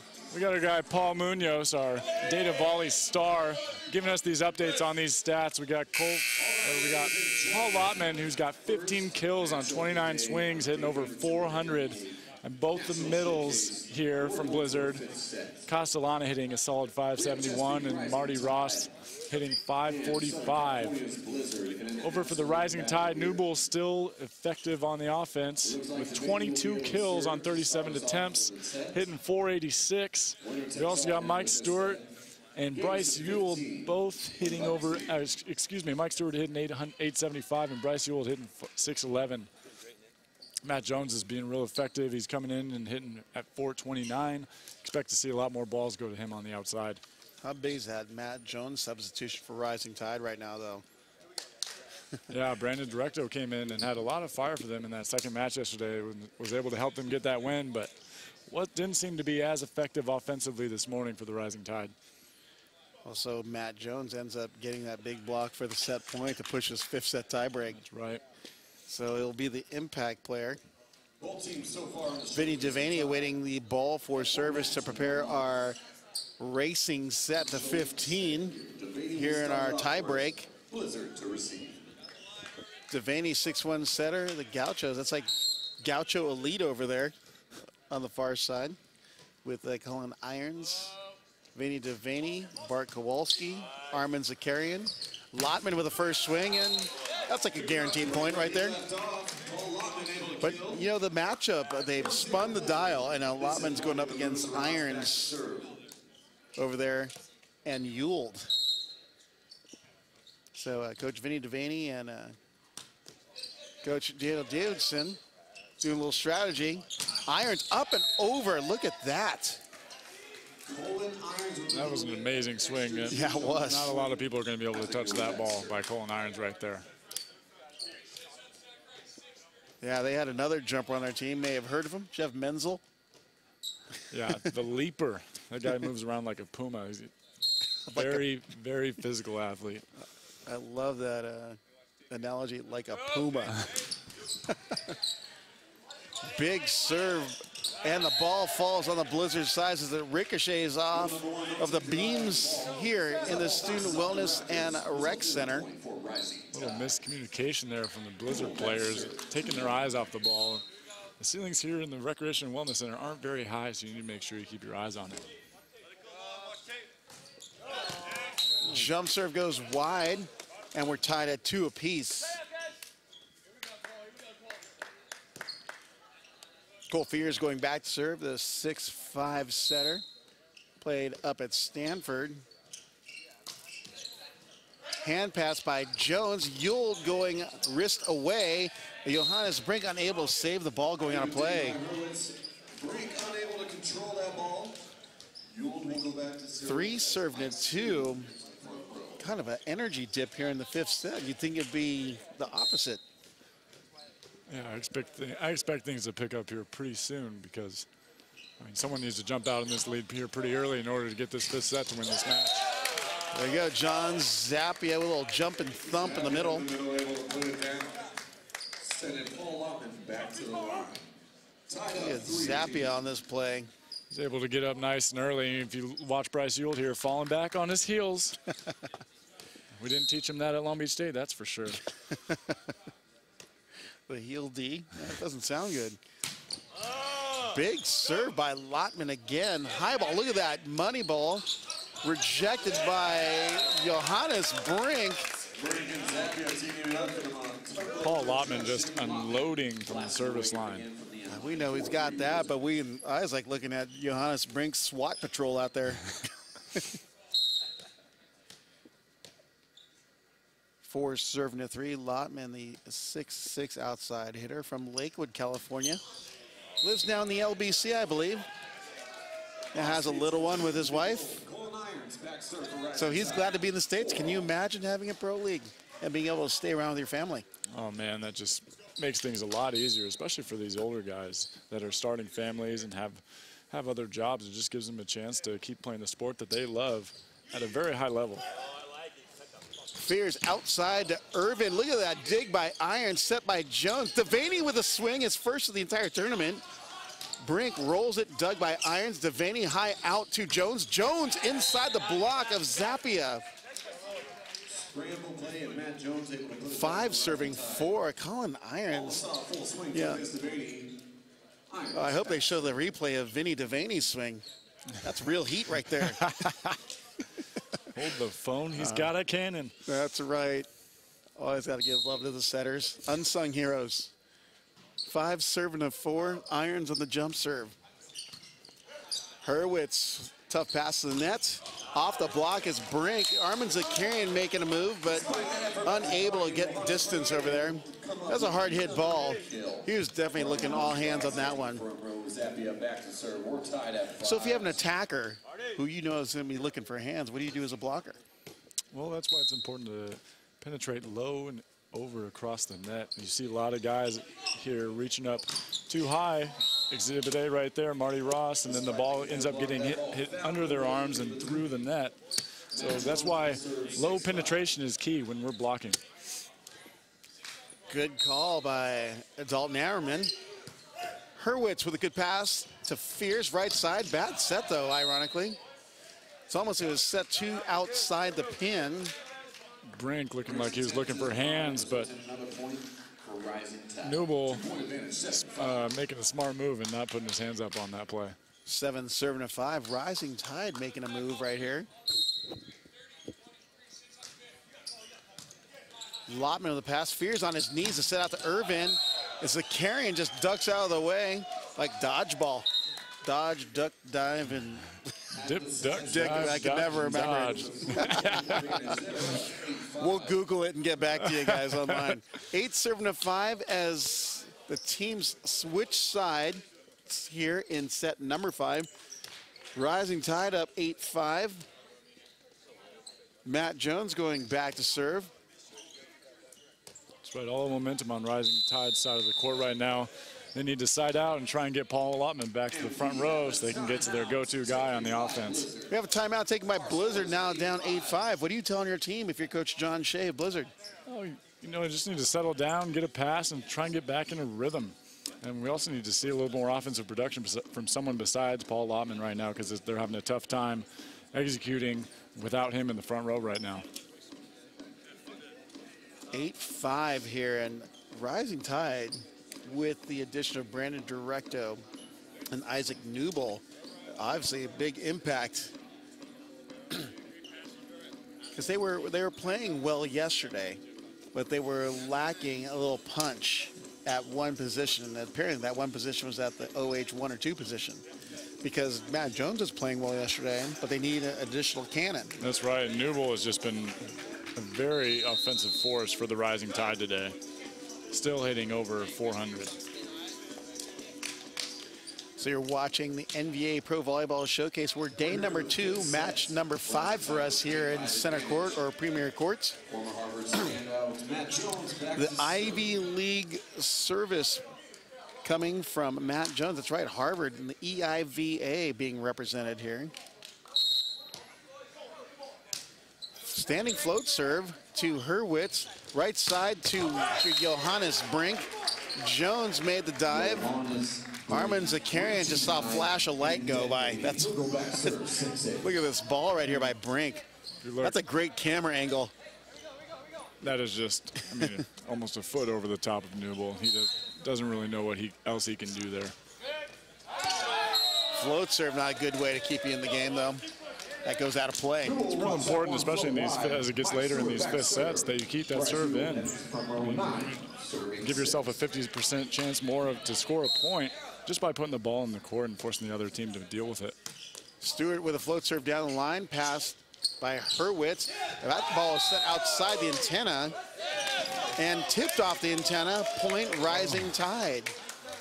You know what I think? I think Vinny Devaney actually might have swiped it with his hand, swiped the antenna with his hand to make it look. Maybe we can like get him to do a replay. Let's see the replay. replay. No replay. Oh no. There's Taylor Crabb. He knows what happens. Riley McKibben. Just a veteran move there by Devaney. If what I think is right, Irvin is very frustrated by the call. Yeah, Paul Lotman stepping up. He's usually the quiet warrior kind of guy, but when he starts raising his voice, he's not exactly happy. Very nice guy all around, but don't let that deceive you. He is a fierce competitor. Someone's going to get a card here.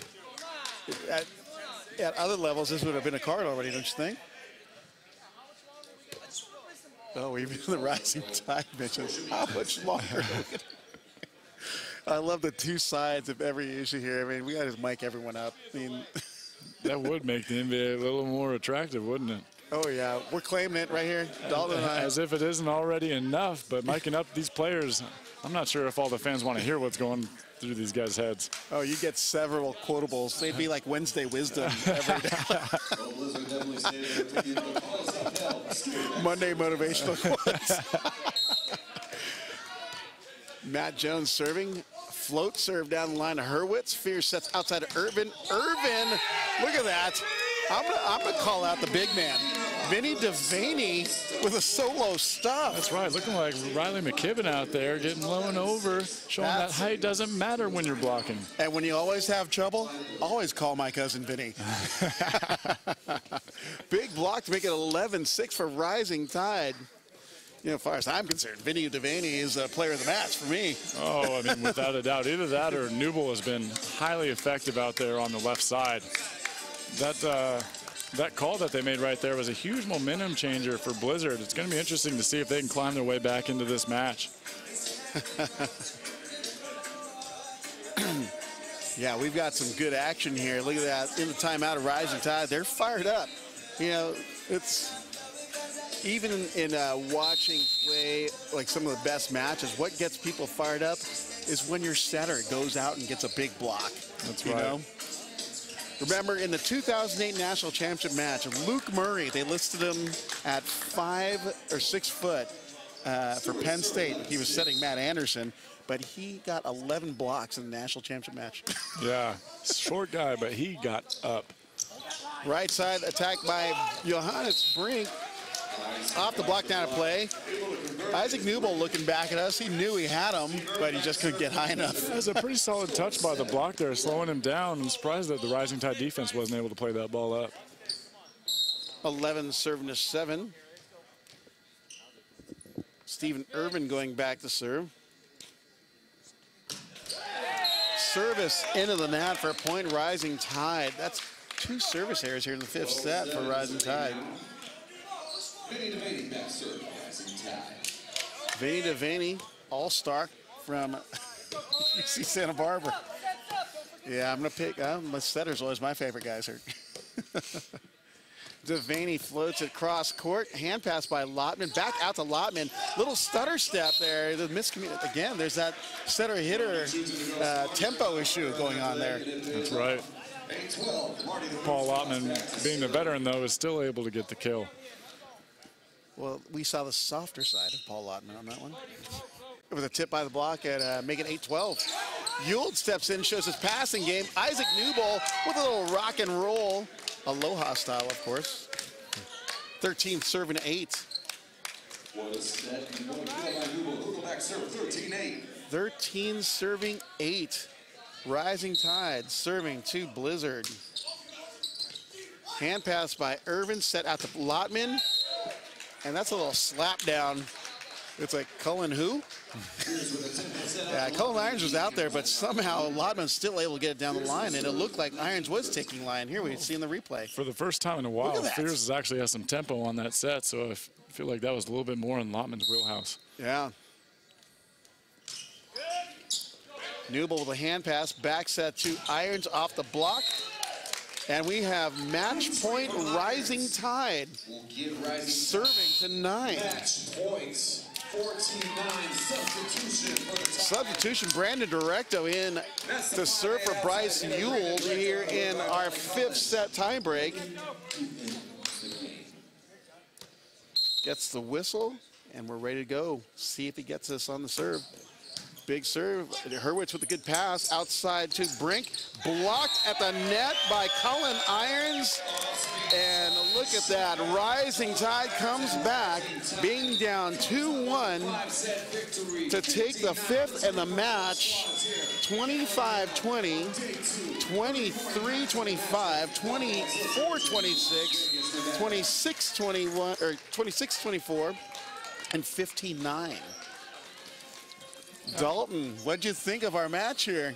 Well, it started off pretty slow, but I mean, at the end, we got both teams hitting just over 400, which is, I mean, it's just a high-quality offensive match for both squads. But in the end, the Rising Tide just able to pull through and be a little bit more efficient in that 5th set. Well, you know, that addition of Isaac Newble and Brandon Directo, how big of an impact did that make? That definitely brings up the level of this squad, and I'm looking forward to see them play later on in this tournament. I think they could make some noise. Oh, they've definitely made noise because the Blizzard team was a favorite. For sure. I believe they were the #1 seed in the pool, if I remember the original seedings. Well, the good thing is I think everyone makes it out of pool play here in this showcase, so everyone's going to still have a fighting chance after today. Will they go into a quarterfinal match with potentially Team Pineapple? Which is not the team that you want to see in your quarterfinal match, but in the end, you're going to have to beat everyone, right? Mean Green, Team Pineapple. Great work by this Rising Tide team defeating Blizzard. It looks like we're going to be going over to an interview in just a few moments of our player of the match. We'll find out who that is. We don't want to let the cat out of the bag, so to speak. But we saw some excellent play here. And let's go over to Mark Matrakos, our player of the match. All right, guys, we're here with the NVA. Just came off a game with Blizzard and Rising Tide. We got Isaac Newble here, our MVP of the match. Isaac, congratulations, man. Congrats, Isaac. So tell me a little bit about what was going through your head that match. Long 5-set game there, battling it out. Tell me what's going on. Well, you know, you have to be able to pass. If you can't pass, you're not going to win. So us and the 2 other passers make sure we hold it down, and then we can run a decent offense. So that's kind of what was going through our head the whole time. Just keep the passing solid. Everything else will roll after that. Awesome. Well, you were the offensive leader of the team, coming out with 24 kills at the end of the game. I mean, it's surprising, but I mean, did you think you were doing that well as you were going on, or what was going on? I don't keep a tally. I just play point by point, and I just try to forget about everything else, because if you live in the past, you're not going to be really great in the future, so just keep it solid. So it looked great actually watching you and Paul Lottman actually going point for point against each other. Was that kind of fun going into this match, saying like, hey, I get to go against this guy? Well, I mean, I've played against Paul for years in college and a little bit on the national team. So it was just a familiar battle. So it was a nice one. It was a really good one. Awesome. Well, you guys have one more match today. You guys looking forward to that? Any changes that need to be made for the upcoming match? I need to get a little more consistent with my serves. But other than that, no, we pay attention to our side, keep passing, we'll be all right. Awesome. Well, thanks a lot, Isaac. Appreciate it. Congratulations, and good luck for your next game. See you guys later.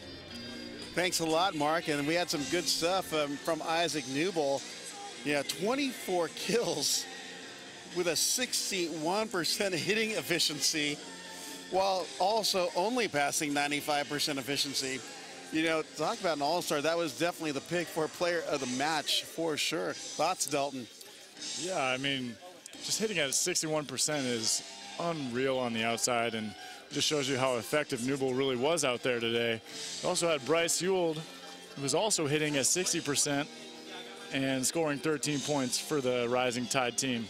Then for the Blizzard squad, Paul Lottman stepping up late in the match and carrying them through to battle through that 5th set match with 20 points and also hitting at a high percentage of 56%. And Johannes Brink also hitting at 61% with 25 points in the match. Just an overall high quality match there and high level match. And that's only the first one of today. We still have 3 more. I know. Thank goodness ain't best of 7 today, because of what the teams are playing. We'd be playing all 7. Might not ever get out of here today, Rob. Well, it looks like we're going to be getting ready for our next matchup here at, I believe it will be at 12 p.m. Be sure to stick around. It will be Academy United taking on Team LVC. That's Legion Volleyball Club. So we've got approximately 40 minutes. Be sure to come back online. I'm Rob Sparrow. Dalton, any closing thoughts? No, I just can't wait for this next match and keep watching this high-level volleyball. I'm excited. Good enough. I'm Rob Sparrow for Dalton Narman, and we are out. Remember, what's the hashtag? Let action define you. All right, we'll see you guys in a little bit.